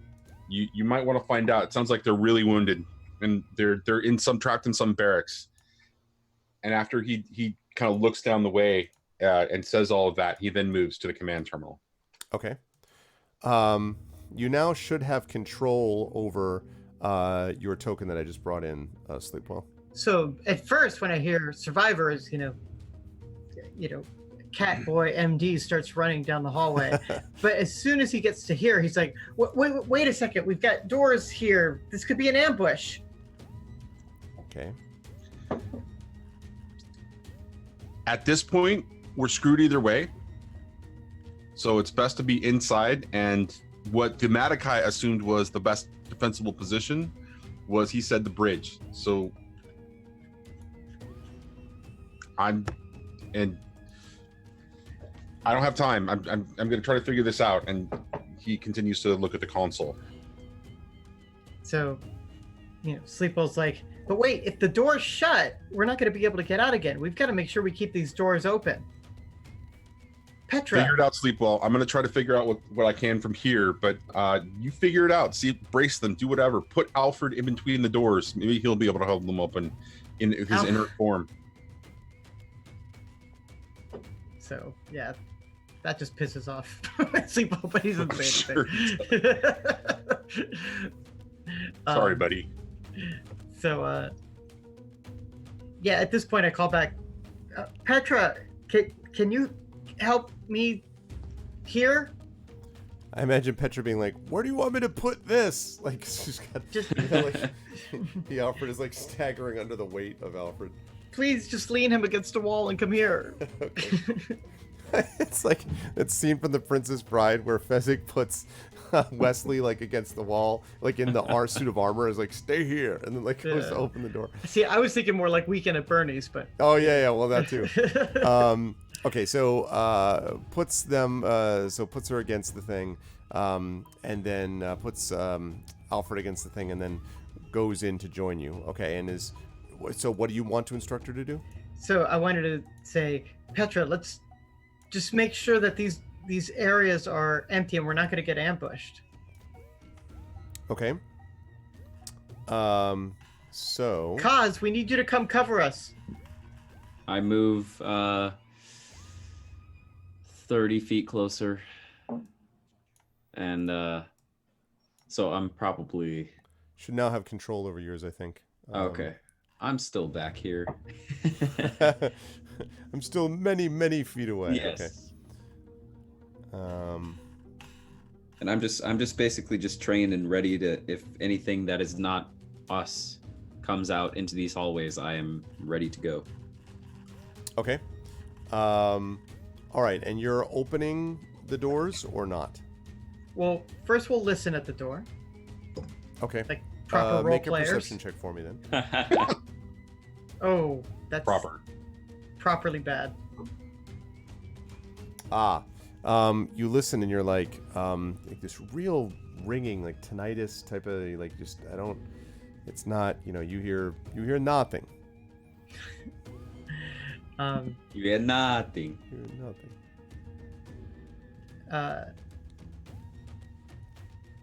We open the door. Okay, sorry, the one to the left, right? The one to...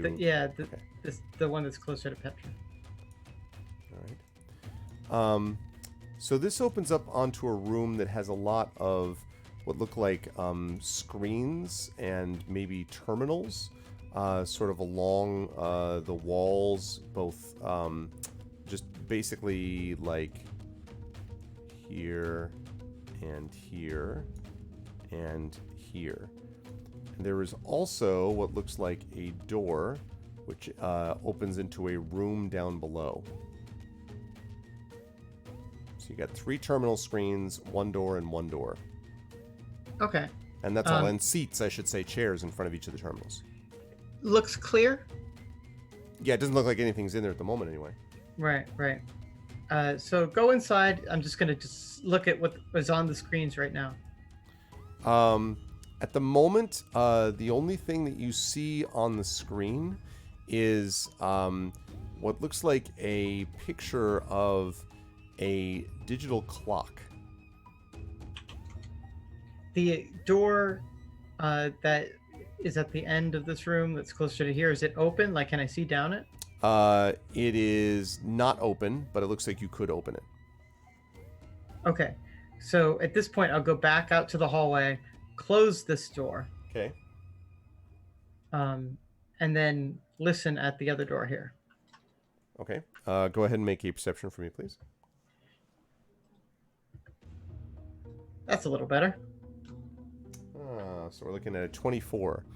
You do not hear that sound, any sound coming from inside this room, though you do hear someone insistently talking from the room where Aramis is. Sounds like a female voice saying, "Come on, please, I need help, please." So you can hear that coming from, the terminal down in the room where he is.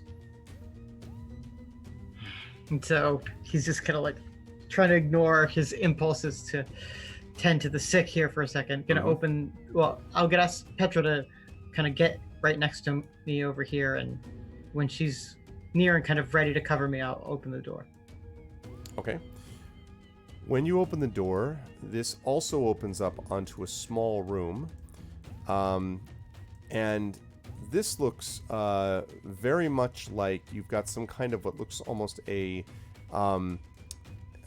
it looks like this might be not the captain's quarters, but you wonder if this might be his ready room, because you basically have what looks like a long L-shaped table over here, reverse L-shaped table over on the right side, and then there is a chair in the middle of it, and there are several terminals on top of that desk, all of them dark at the moment. Okay, close the door. Gonna move up to this door. Listen. Okay, perception check for me, please. Best one yet?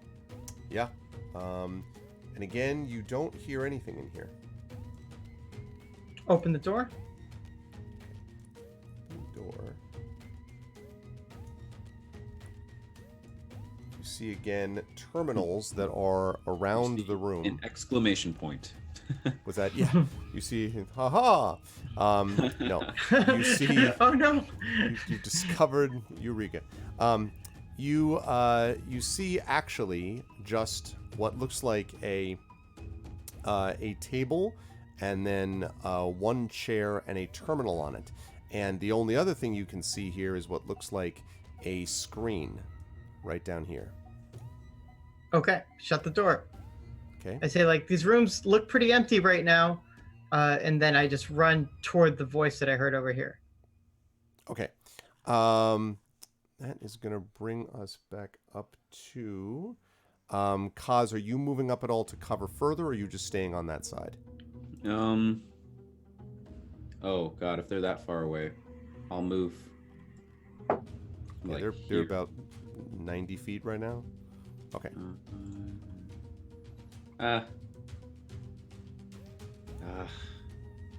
No, I'm gonna stay back here. Actually, I'm gonna stay back there. 20, okay. Okay. So when you go over to that room, you can see yourself, Aramis, looking at what looks like a command console, and indeed it does look like there are controls, basically navigation controls, apparently for the entire station. So it looks like it's possible, now that you've restored power, you can see different ways that the thing could actually be moved. Obviously, as a station, it's not intended to be moved much, but it can be.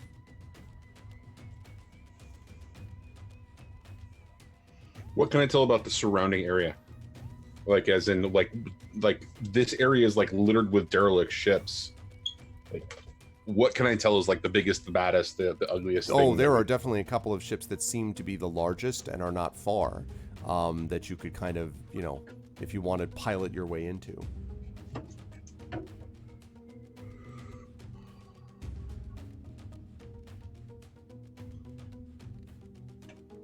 Abraxas, Angel, are you still there?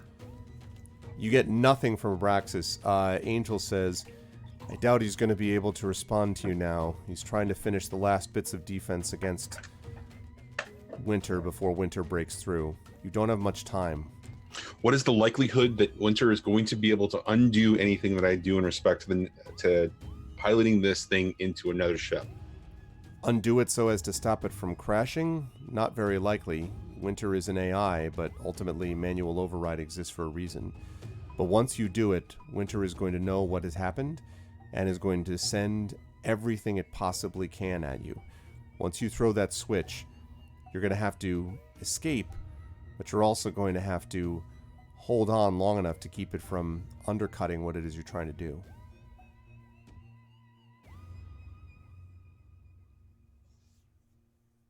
Sleep well, Kaz, Petra. Did you guys figure out where those people are, those survivors? Not even looking up from the console. Okay. That brings us over then to Sleepwell.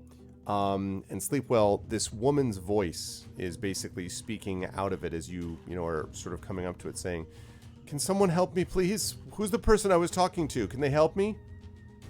So I'm a little unclear. Where exactly is the voice coming from? It's coming from the one right in front of you. That's the comms console, apparently. That's coming from. And then Aramis is over at what looks like the command console, the navigation console. Okay, so I say, where exactly are you?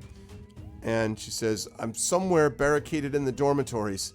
I managed to get in here when the attack first happened in research, but I can hear these things roaming around outside still.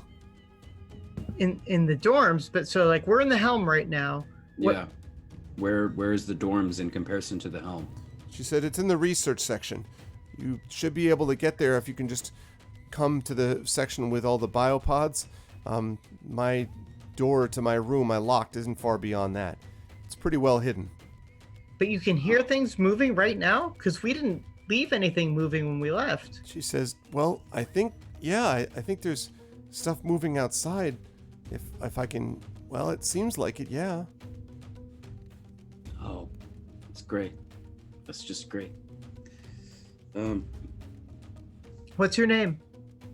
She says, Dr. Stevens. I've been here for, at least a day or so when everything went to hell. You were here for a day? And she says, yes. I don't think anyone else made it. I managed to barricade myself into the room, but that's it. Okay.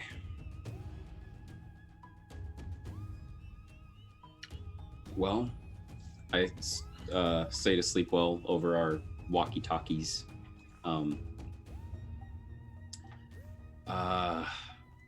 Well, we have us here in the helm. We have her back in research. We have our Madakai friend in the engineering. It sounds like there's something we need to do in each of these rooms that eventually all needs to funnel then back into the hyperlance at the trunk of all of these hallways. So it's just position-wise, Kaz, you're all the way down the hallway and you're speaking on the comm? On our what is it called? I don't even know if I have one anymore. Okay. Where is so it? You're just saying this in the air. I'm just saying this in the air. All right, I move closer. I teleport up to Sleepwell. Here, is this better? She says, "Is that another voice back there? Can someone help me?" Yes, and yes. That's what we're trying to figure out, person. And Angel cuts in and says, Are you talking to someone? Who is that?" Well, maybe you can tell us. Is she one of yours? Says it Dr. Stevens? Dr. Stevens, I don't know. Could be one of the personnel on the station, but not one of mine, no. Can you confirm it, though? Can you help us here? Because I'm worried it's a little bit of a trap that we might be being set. We might be being baited by an AI doing an impersonation. And the woman's voice says, Did I hear something about... Are you talking to someone over there? Can we cut... multiple of us here. Just hold on a second, Dr. Stevens. And Angel says, I can't contact Abraxas. He's too busy trying to deal with Winter. But I know he doesn't have long. But I'm looking at the manifest. I don't see any listing of a crew labeled Dr. Stevens. But again, this may have been out of date. I mean, it's been a while, obviously, since anyone's even been in this station. So, it's What's possible. the manifest you're looking at right now? She says it's a list of crew on the station. I see a number of people listed, but there's no Stevens.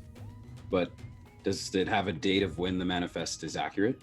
Yes, 2 months ago. Okay, there you go. Well, I look to sleep well and to Aramis. Okay, first of all, I say to Angel, how do we get this data core out of the helm? What do we need to do? And she says, well, first you've got to be able to hack into it. If you can hack into the system, then you should be able to get a copy of the data core. And once you get that, you can pull it out, and as long as you're able to maintain it, give it to me, I'll be able to use the rest. You need to hack in first, though. All right. So we hack in, we get the data core, and then we have friends on either side of these hallways that we need to get out. We could either try to go back to engineering and grab our Madakai friend and maybe overload the core there instead of putting the ship on pilot towards other ships that are crashed here. Then we still need to try to go over to research to get this lady, if she's even there. I like the idea of Angel, when we copy the data core, that is something that Winter will also be made aware of, yes? She says, I'd say it's pretty likely. Okay. Pretty likely, the woman says. Who is there? Can someone help? We're trying. Hold on. It's okay. She kind of you hear just sort of a muffled sob on the other end of the line of the comm link. So, what we could try to do, I have no idea if we can get back into engineering because it was the door was broken. Can we try to use comms in here? So I'm at this comm terminal. Can I try to contact just like a speaker in engineering? What do you mean a speaker? Like what? Well, I just want to be able to speak to people in engineering. Yes, I think you'd be able to do that. So I do that, and I say, His name was Ajax, but we called him AJ, and he didn't like it. That's right. Call him AJ. So, Ajax, are you there? Are you still alive?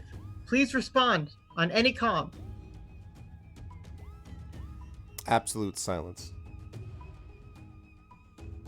When we were in engineering, were there other doors aside from leading into the hallway we can access it from? There was only the one hallway leading into engineering. Because you may remember that engineering had that pillar that was, the pillar that was basically like the power core, or so you were told. And then around the outside of it was this walkway, basically. And then you have this thing leading to it and then the door. That's basically it. So the only feasible access point to engineering is the the one hallway. that you came through. Yeah. Okay. I say to the others, that doesn't really make sense. Is when he hold down in order to possibly distract anything that would go into engineering for us, it would have had to pass through the same hallway anyway. So I say we just forget about our friend in engineering, given the circumstances. Try to get the lady from research and then get out of here. I don't think we have a friend in engineering anymore. Just no response. Yeah. All right, so go ahead. No, please go ahead. I was going to say, we could start trying to hack this data core out, and then maybe... Can someone help me? You're coming from the... One of us, maybe one of us can also... well, the station isn't that big. We've basically been in every single room except for the last one that Sequel hasn't opened. Okay. Mm-hmm. I don't know how much longer. I can hear them outside. You can hear what outside? Movement. It's got to be the drones or something. I'll be right back. And I leave the helm. The infamous last words. Yes. And well, I say start hacking the data core, and I go to the hallway leading to research, and what I'm going to do, hopefully while they're simultaneously starting to hack the data core, is I'm just going to open the door to research. Not even going to go in, but that's what I would do. Okay.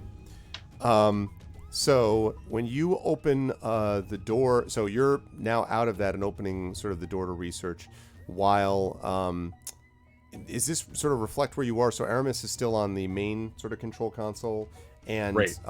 Sleepwell is on the comm console now, basically, right? Right. If I understand this correctly. So, and you sort of go along. Spindra also is going to join you inside the inside this room. You go along to the research. As you're doing that, I want to ask what Aramis is doing. Are you trying to hack this comm thing, or what are you trying to do with the comm? You're trying to look originally for other things in the area, right? That were there. I was on the helm trying to figure out what was going on. Right around the station, though. I meant like right around the station. Right. And trying to figure out what was the quickest way for us to actually, or what was the quickest way for us to destroy essentially the station at this particular point. So it looks like there are basically, with the options that Arisa laid out for you, and that Abraxas sort of begrudgingly agreed with, is there's three choices. It looks like you could set this thing on a collision course, and you could set it to autopilot to do that here. There's several hulks outside, so you could actually set this thing on a collision course with one of those hulks. Not the Incredible Hulk, but a Space Hulk. That's one option. The second option is to overload the power core, but it looks like that gets done actually from engineering. And then the third option is to destroy the shuttle, the Matakai shuttle. And as Arisa warned you would be the case, the shuttle would have enough to be able to create this chain reaction that would blow up the ship. So basically, collision course, blow up the shuttle, or overload the power core of the station. My meta suggestion might be the shuttle. Actually, I forgot that was an option, because in that case, that might be something that wouldn't notify Winter until it was already happening, as opposed to, well, no, okay, he's going to be notified as soon as we pull the data core. So at that point, it doesn't really matter. So anyway. Do we have any indication of what the amount of time is to actually navigate the station to pilot the station to that one of those hulks? It doesn't really give you, or at least you're not capable of knowing exactly how to get stat estimates. The Hulk is not that far from it, so you would think that even at sort of slow power, relatively speaking, that you'd be able to get there sooner rather than later if you set it off in that direction. Matter of minutes? Are we talking minutes? Minutes. Okay. Yep. Not seconds, but minutes.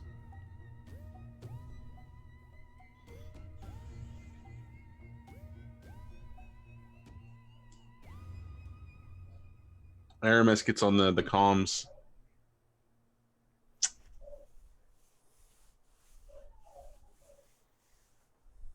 I think that the moment that we start piloting this thing, we're basically setting a ticking time bomb. We set the reactor to explode. It's a ticking time bomb of a different sort, and the space shuttles or the Madakai shuttle is another one. I don't think any one is a guarantee. Do we want to put all of our eggs in one basket? Or are you suggesting we put it on a collision course and try to blow up on our way out? Madakai shuttle is on the way to the shuttle for the or is on the way to the Hyperlance. Yeah, it's on the way to the Hyperlance. That sounds like a good plan to me. It doesn't hurt to set it on the collision course and then do both. Well, it'll keep him busy trying to figure out how to navigate both of those situations. Problems. Maybe we can do something else along the way as well. But at this point, two options are better than, you know, counting on one and having it completely fail us. Yeah. Agreed. Spindra says, all right, so I can get back and lay charges in the shuttle if you want. It shouldn't be hard to... The thing's practically ready to blow up as it is. It shouldn't be hard to set a kind of time charge, I guess. You said Spindra said that? Yeah, Spindra said that because she's... Okay. Remember, she's back out the... And Sleepwell again, you hear... I need... Please, anybody answer. I need some help, please. Sleepwell, are those people real? So I'm looking for a way to cut that comm for a moment. Is there a way to deactivate it? You can try to do that, yeah. So I try to turn it off. Okay. All right. So it seems she says, "Please help," and then it's cut short. And I say, I don't know. Arisa couldn't find any listing for Dr. Stevens. All she keeps saying is help. She's not giving a lot of information of who she is or what she knows.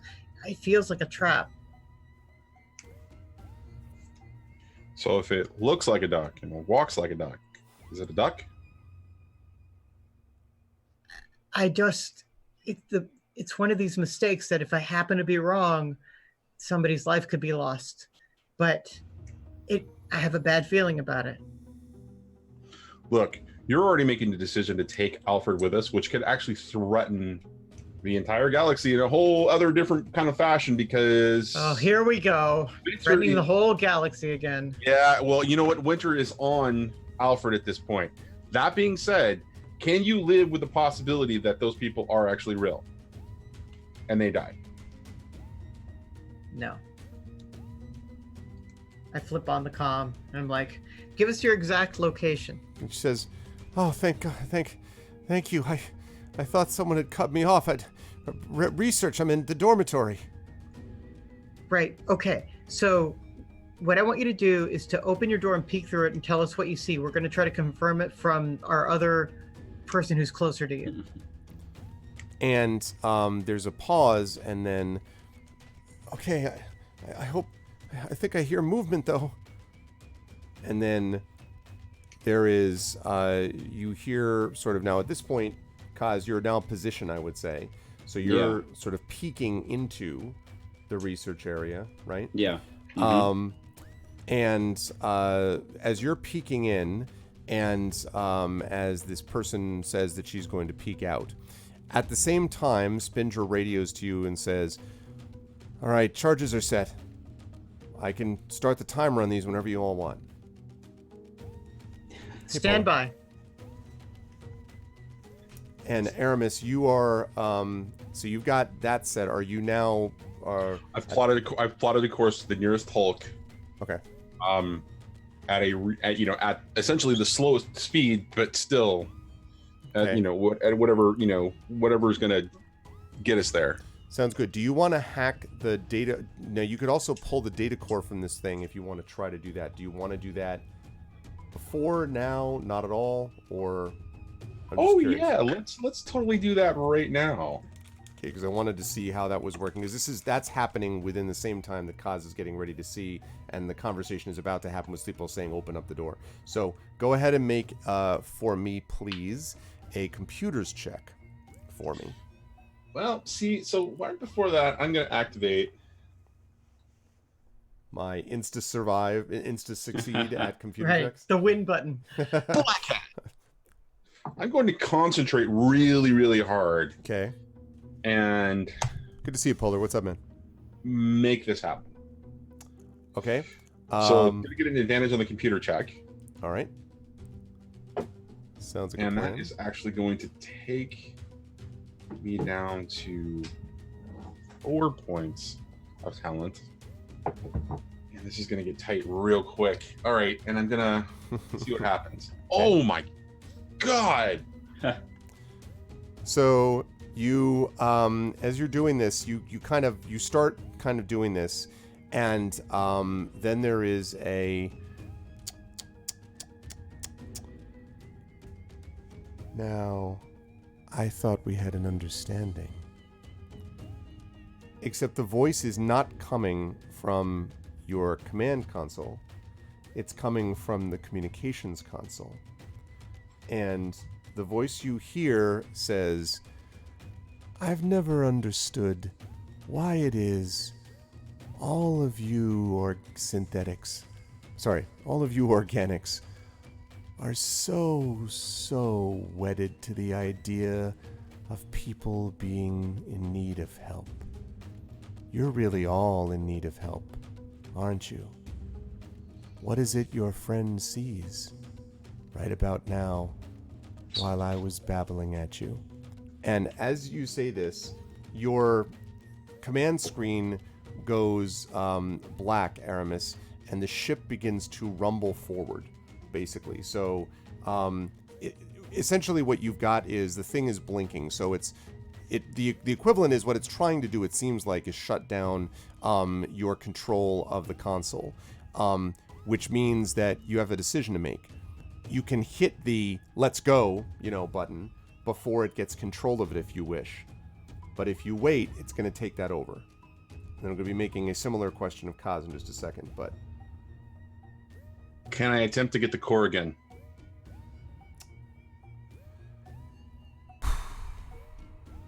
Yes, I think you can get one more try at it.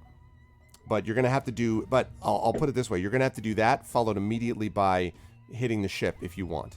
In other words, you can't do that and then think about it and then So you're going to have to do that and leave, or that, hit the button and leave, or, Hey, Spendra. 10 minutes. And she says, "All right." And then I roll an 18. Okay. And then I roll an 18. You pull the core out and you hear on there, "Ugh, that really hurt. That really, really hurt." And Spindra says, guys, Kaz, you hear coming from the room, as you look in, the engineering lights all go out. And then you hear coming from inside the room, bzzz. It is the sound of drones, and all of a sudden, winking, almost lights turning on. You see drone, drone, drone, drone, drone, drone, drone, drone, drone, drone, drone, drone, drone, drone. There are probably 18 drones, at least if there's one, all with blue lights, the same kind of light that you saw in the core and the coil, and we've been talking about this light before, sort of flashing in each of the drones, slowly moving towards you. Spindra says, "There are a lot of drones out here, guys, a lot of drones." And in the meantime, in the inside, you hear, "I hope you enjoy that information you just took out of me. You're never going to get a chance to access it, but I am going to enjoy cutting you to small, tiny, painful pieces, one by one."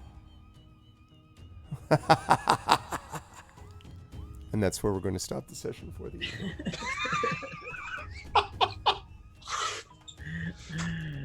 Son of a...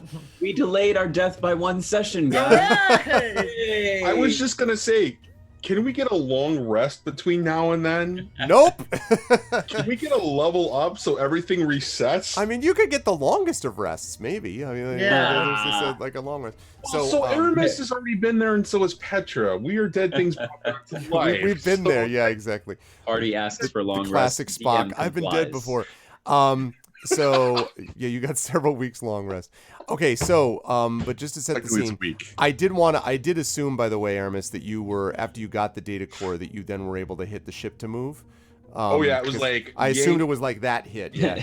So the ship basically, just to make sure we're clear, the ship is moving. Spindra has hit the charge. Drones by Spindra, drones by Kaz, and yeah. So it's a perfect setup for a week from now, when I can't wait for you to explain this to Kat. I think it's going to be a great time to explain. Cat Rambo, time to live up to your last name. Yeah, seriously. It's time to link to cross circuit to lasers and feelings. Yes. Anyway, I'm going to start with the gentleman all the way on the right of the screen, who was, of course, memorably playing Cosmeritis today. Good stuff today, Zach. I was really enjoying the "I'll be back" thing, which just happened, a bunch of different moments while you were looking around this stuff. How'd you feel about today, and where will the lovely people see you next? It's always great to disappear into a sci-fi universe for at least a short while. And even if death is imminent, it's great and exciting, and I don't know, Esper Genesis. We tried to see if Bellare could, or if Kaz could squeeze under a door, and even though he couldn't, it felt good to wonder. That one, I don't know. I'm gonna double check on. I'm get gonna write clarification. write a huge document about all these questions about Bellare, and then my personal answers, and then just forward it to Rich or whoever is in charge. That will change everything too. Like down the line, young Bellare of the future will thank you for having made it possible to make themselves into Plastic Man. You are Mr. Fantastic. Yes. As the way you made it. But anyway, yeah, I really enjoyed tonight. I always do, and we'll see how we get out of this ship alive or not. But either way, after next session, we're going to be in New Horizons. Yep. Either new cast of characters or new breath and feeling of life in our bodies. So new party or new escape. Yes. So the fine people will see me next, probably on streams on my channel this weekend at twitch.tv/ZachClay, and then on our next Esper Genesis session, which is, I guess, a week from today. Yep. Right? That's right. And then our vocalists soon. Yes, that's coming up the week after this coming one. Yes. For Tuesday night for some more Ace Attorney Apollo Justice. Yes, my favorite, my absolute favorite. So yeah, lots of fun. Thanks to all of you guys, chat, and my fellow players in DM. It was great fun. So thank you. Awesome stuff. Thank you, Zach. Great as always. Carlos, as always, great pleasure to see you do your work. I was enjoying Sleepwell in this one also, because you could tell that this was really there was a lot of Sleepwell getting ripped up by stuff, not literally yet, but psychologically. I mean, like it was sort of difficult dealing with whatever he was dealing with, because Sleepwell's not a fool, and he knows that this is a rough spot, basically, with Alfred and everything else. So it was interesting playing AIs off each other. How did you feel about today, and where will the lovely people see you next? Poor Alfred. Yeah. Oh, it's like Alfred. So that kill switch moment was just an interesting sort of place where it's knocking him out and taking him out of commission was the thing he needed at that moment, because there's really no other solution. And so there's this, I was just, from a character perspective, I was like, is the best thing to do here to set Alfred to self-destruct or something, because he's going to be compromised, and that's not going to be a way. So the fact that it didn't happen that way, that surprise, that roll happened with the inspiration, and then the different avenue was, it's sort of like what you go to role play for. It's like, oh, there's another way, right. So that's the sort of thing that I really like about this game, and role playing in general, that it gives you, avenues that you just couldn't have predicted. Yep. So totally. great fun.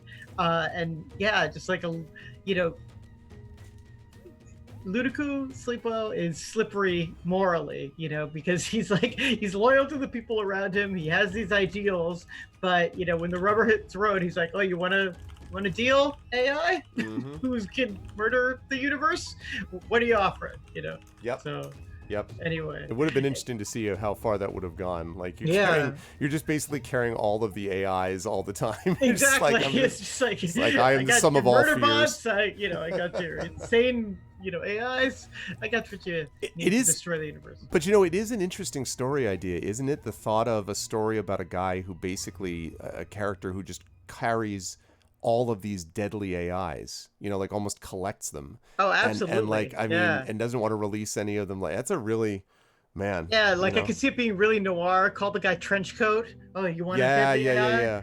But maybe does it like you're doing it with Sleepwell, where it's almost like he kind of sympathizes with them in a way, and you're kind of like, but these are all murderous, like, destructive, all that. He's like, yeah, but they're misunderstood and they had a bad childhood, So Sleepwell is basically Hagrid?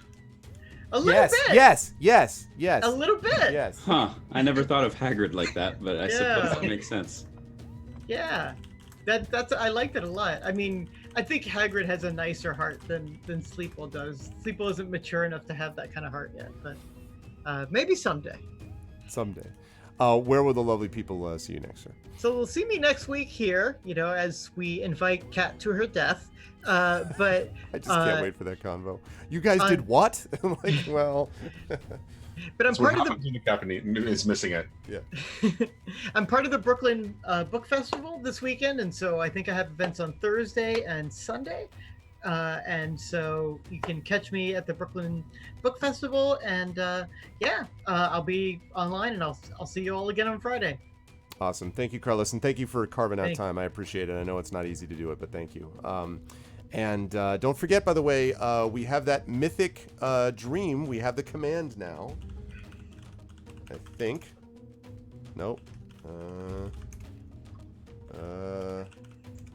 Is it dreams? There it is. Mythic Dreams. Yay. Okay, there it is. Mythic Dreams. So yes, that is the new anthology that Carlos and Amal are both in. Which is an anthology by Nava Wolf and Dominic Parisienne. And we have a link there available at IndieBound. So go support our authors and friends because you should do that by checking that out if you get a chance to do it. Thank you, Coven, and thanks, Erdinel, again for making that command. Thank you, Carlos. Always a pleasure. Can't wait until next week. We will see Kat as well next week, of course. She is at a conference convention this weekend, but she will be back the 20th. And again, it's going to be a lot of fun to see what the hell she wants to do with all of this based on the stuff that she's seen. But she normally plays Petrosinis with a very large hammer and a title to match now, and soon to be a headache maybe to match on all of that. But we will see what happens when we get her back in a week. Kat is awesome, so you should definitely check out her stuff. And last but certainly not least, Johnny also, as always, great stuff with Aramis today. It was really interesting sort of seeing Aramis just kind of being like, what the like a lot of it was just kind of like, you got to be kidding me. Like everything about this just feels worse, it's just like, oh God, bad, worse, even worse than that. How'd you feel about today? And where will the lovely people see you next? It was really funny. The way that this progressed today, I didn't plan to and didn't realize I was going to be directing a lot of this conversation with Winter to Sleepwell. But given the context of the way that the story was going, it really made sense that Sleepwell is our best and only hope. Yeah. For navigating crazy computers with unbelievable amounts of optimism, or what Aramis is perceiving as optimism right now. Because this is his skill set. Yes. Right, exactly. So I was actually surprising myself as the way the conversation was going, but it just made sense from a character perspective. Yeah. And from the narrative. So as much as Aramis doesn't appreciate Sleepwell for what for the actions that he's taken, let's talk about that switch last time. With Alfred being turned on to the network, but it was really interesting to me that he was immediately. It made sense immediately to jump to that particular conclusion. So I had a lot of fun discovering bits of Aramis that I didn't think were there. Mm-hmm. So yeah, that was definitely entertaining as hell.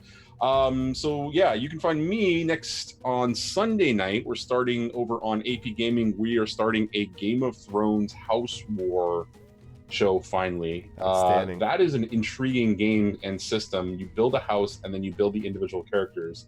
So we are starting that for the first time, and there is an element of the game of diplomacy that's going to be happening as well. So all of our house moves are actually going to be sort of determined by a result that is not in any way by chance but by resource. If you've ever played diplomacy before, the idea of this is kind of amusing to apply it to a Game of Thrones kind of a thing. So you can Terrifying. see that. Yeah, it is incredibly terrifying. It requires a fair amount of like negotiation. So on top of that, you can find me on Monday over on Unmade Gaming's channel with our own flavor of space opera called Scum and Villainy, and that is a good old time. And that's about it. Good stuff. Thank you, Johnny. Always a pleasure to be with this crew. I was thinking about this today when people were jumping in, and I think it was actually Ibrahim was talking to Coven about this, and Coven was saying, he's like, well, my favorite is Curse of Strahd, but this is like number 2, and Ibrahim's like, yeah, this is my number 1, and I love the idea of people sort of picking out the shows that they really like the best. I think that's awesome. It's exactly what I want for the channel, and I agree with you that I've really enjoyed being able to run a space opera with folks who also enjoy science fiction in this way. Like it's fun because I just think they did such a good job with this game in creating a mechanical flavor. I never feel like I'm like, oh man, it just feels like I'm sitting around and playing D&D. Like there's the whole listening at the doors thing, but it's just there is no discussion that ever happens in D&D about whether you can go out of your environmental suit and go underneath the door. Like, that just doesn't happen. And like all of the stuff there has this sort of alien quality to it. And I thought what we were doing today was very appropriate for a full moon Friday the 13th type of show. Like I thought it was right on line. I thought so. But these guys did a great job. I really have enjoyed this crew.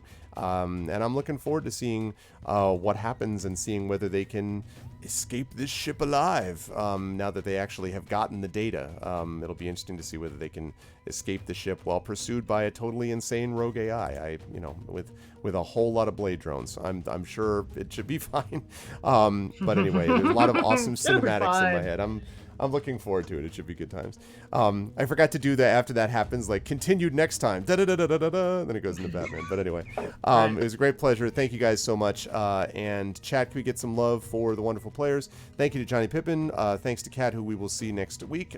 Thank you, of course, to Carlos, and thank you to Zach. Great job from everybody. You guys are awesome, and we will catch you all soon, players. Bye for now.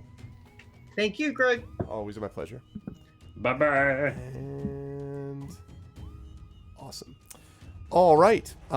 So that is going to do it for tonight for me. And I hope you guys enjoyed it as much as I did, and I appreciate it. I know that we had a little bit of a smaller turnout tonight, but I thought that chat was definitely engaged and involved and all that kind of good stuff, and so I was glad that was the case. And I hope that we can continue to kind of spread the word about it and let people know and see what happens, because there's a lot of really good stuff going on in terms of the playing happening in this channel and all my campaigns. So I'm really enjoying it. And I also want to say a quick note thanking you in chat, because all of you are also doing a wonderful job with this, and I'm really grateful to that and really appreciate it. And Polar, I always catch the tail end of the show as well. I appreciate it, dude. You're always welcome here, and I'm always glad to have you here. I do have one question, by the way, which is I was trying today something a little bit different in that I was increasing the quality of the stream. I increased the quality of the stream a little bit. I increased the bit rate that I was streaming at. Did anyone get any buffers or anything like it? I don't have any dropped frames on my end. Were you folks able to watch on your end reasonably okay? Did you have any dropouts, or was it okay for you on here? Because mine looks like it's rock solid on this end, but I'm just curious if it was the same on your side. Fine, yeah. Yes, is that the general consensus? And it's been good, okay.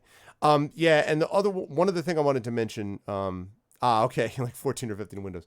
One other thing I wanted to ask, just because Coven brought this up, the AV desync thing. Did anyone see my audio and video desync? Because I noticed that there was a recording that I did, a couple recordings that were audio video desynced, and I think I fixed that. There's a device timestamp thing in OBS that you can do to address that. So I think I fixed it. But did anyone notice any desync? Like, I think right now I'm on. I think audio and video is on the way it should be, but you didn't see it today? Okay, good. So I think I may have fixed that. But I just wanted to make sure. Refreshing fixed it for you. Now that I say it, my audio lags. Second obs, really? Don't play me like that, man. Don't be that guy. Oh, like 100 milliseconds? Yeah, no, but I mean, this, no. There's, that. Yeah, no. I'm talking about getting worse over time. Like, where it's like a second or 2 seconds off. That's what I'm talking about. Like, getting way off over time is what I mean.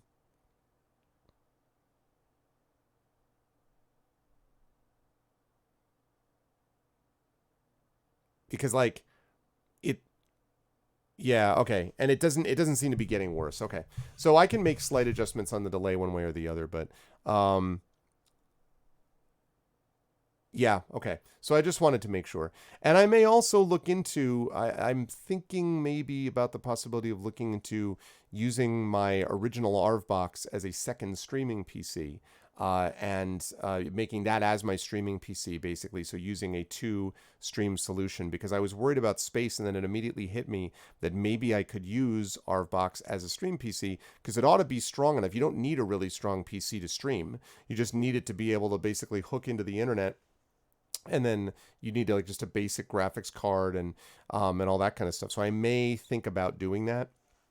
And then getting a monitor, which would basically be on a stand, moving the monitor I have over here to a stand, which would be up in front of me, and that's where OBS would be. And then getting a third monitor, which would be another one of the monitors, my Acers, like I have here in front of me and to the left over there. So I'm thinking that way, any extra drain. I mean, my PC is a pretty solid one, but it is now, 2.5 years old anyway. And so, eventually these things start to fade a bit, can fade a bit over time. So that might be something which would also help take all of the sort of weight off of the actual stream itself, since I'm also recording it when I stream it, because I can't trust Twitch sometimes based upon the way that they do their recordings. So that would be the theory. So, all right, anyway, good. I was curious about checking that out. All right, well, in that case, folks, then I'm going to remind everybody about ways to support the stream. If you haven't done so already, please make sure to follow the channel. Check out the YouTube with !ArvTube, Discord with !ArvCord. Don't forget about the Twitter with !ArvTweets. Website for all that is arvaneleron.com. Please make sure, don't forget. Yeah, there you go. That's more or less right, Ardenel. Have a good time at the bingo hall. My computer can have a good time at the bingo hall, says Ardenel. Wow. Now there is a metaphor, sir. There is a metaphor. So Twitter, I already mentioned, arvaneleron.com. Financially, 3 ways to help. ! Arv Shop is one way. That's the merchandise where you can get a bunch of stuff, and soon you'll be able to get this. Not quite yet, but soon you'll be able to get merchandise here as well. ! That is Arv Shop. ! Arv Treon is the Patreon. We're really trying to get that $300 up. It'll totally rock a game of Mahjong. Good. Yeah, the solitaire games. Oh man. ! Arv Treon, that'll really make a difference if we can get that back over 300 and upwards. Really makes a difference in terms of good stuff for you, good stuff for the channel, and it really does help if I'm going to do things like get a third monitor and get a stand. That's what the Patreon's there for. So hopefully people can continue to jump on board and support. I know that Polar's been supporting me, which I'm really grateful for. So thank you to that and to all of you who support the Patreon. And then last but certainly not least, that sub button. Remember, we are in the middle of September. If you are a person who is not subbed yet but have been thinking about it, tier 1 subs are only 50% of their normal price. So you can get it for $250, and I would still get the full amount. You can get those awesome custom sub badges, those custom emotes, and so forth. That is a tier 1 sub. Or if you get a gift sub that has been given to you, you can continue that gift sub, convert it into a paid sub for half off as well. If you have a Twitch Prime sub, you can again convert it as well. So that is really awesome. Dragon Spear with a Twitch Prime sub. Thank you for the resub. Speaking of that, thank you, Dragon, so much for the resub. I appreciate it. That definitely does make a difference. So make that happen as well. Oh, a public gift list on Amazon. Oh, I never thought about that. Thanks. There's an example. And here's an example. Exactly, Dragon. And the last thing I want to mention is pre-ordering Icarus and Jelinek. I got to see more completed pages today. Jelinek is just in layout. I mean, all of this stuff is done. And it's just a matter of tweaking the layout a little bit. It's literally in print layout. So that's going ahead. And Icarus is moving right along. All of the thumbnails are in. Pencils are now underway. And then inks after that. So we are in very good shape as far as schedule is concerned for that. So pre-ordering on our backer kit would be a way that you could be sure you can get one of these awesome graphic novels. And you can do that with !Icarus. And that will give you more information about how you can get one of these cool, awesome books. Now, with all that said, I think we are going to do a raid. It's not going to be, it'll be a low key one, and I'll bring you all over with me. But the key is when you go over to this place, if you are not a sub, you're going to do that, which is the Arvanauts Have Landed, followed by Twitch raid, lowercase Twitch, uppercase R, lowercase AID. If you are a sub, you're going to do this, the Arvanauts Have Landed, followed by Arvane Hype, ARVANE, lowercase, uppercase H, lowercase YPE. That's what you're going to do if you are a sub, but please do it once you are brought over there, and then you can feel free to scatter to the four winds once you've had a chance to do that. But please stick around for the raid first so we can make a good showing. And then, as I say, please spread the word about the show. That would be much appreciated as well. Thank you so much to all of the wonderful people who watched tonight. Thank you to my wonderful mods, Aradinel and Dragonspear. Thank you to my wonderful subs, Aradinel, Dragonspear, Nonstop, Polar, of course, Brahms, Coven Guy, Right Teach Play. Thank you so much, Carlos, and thank you as well to all of my players, Video Store Cowboy, Johnny Pittman, Carlos Hernandez, Right Teach Play, Zach Clay, and of course, Cat Rambo, who's not here tonight, but thank you so much to my wonderful players. Cannot wait to get back in a session with you next week. Thank you to my wonderful viewers, Angel of Light, Commander Root, Electrical Longboard, Gigafrost Lurks, Moobot, Second Obs, V&K, already talked about Video Store Cowboy, Virgo Praz, and Windsock. Thank you all so much, everyone, for being here. I appreciate it. And of course, thank you to our sponsors, Alligator Alley Entertainment, for their wonderful sponsorship of this show. And I hope you are enjoying Esper Genesis as much as I am. Tomorrow, remember, I'll be back to you folks at 6:30 with my Masters in the Dungeon Roundtable show with Little Red Dot and the Digital DM, Dave. And then at 8:30, I will be moving into some Legend of Zelda Wind Waker HD to make up for the Friday that I couldn't stream because my internet was down. So that's what we've got coming up in the next 24 hours or so. Thanks, everyone. Much love. I hope everyone has a good evening and a good day tomorrow, and I will catch all of you people Saturday night for some good tabletop talk, and then some awesome Legend of Zelda Wind Waker play. Until then, everyone be good to each other. Have a good night.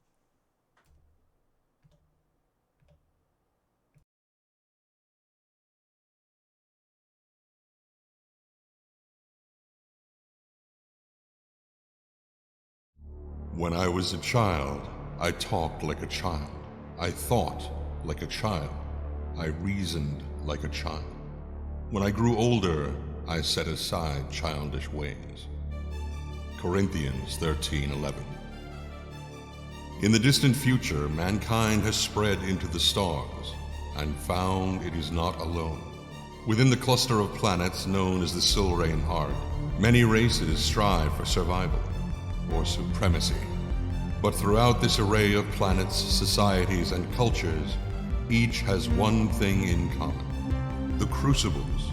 Scattered throughout the galaxy, each moon-sized structure contains a core of raw sorin, a form of mysterious energy used to power ships, cities, and sometimes the warping of the fabric of reality itself.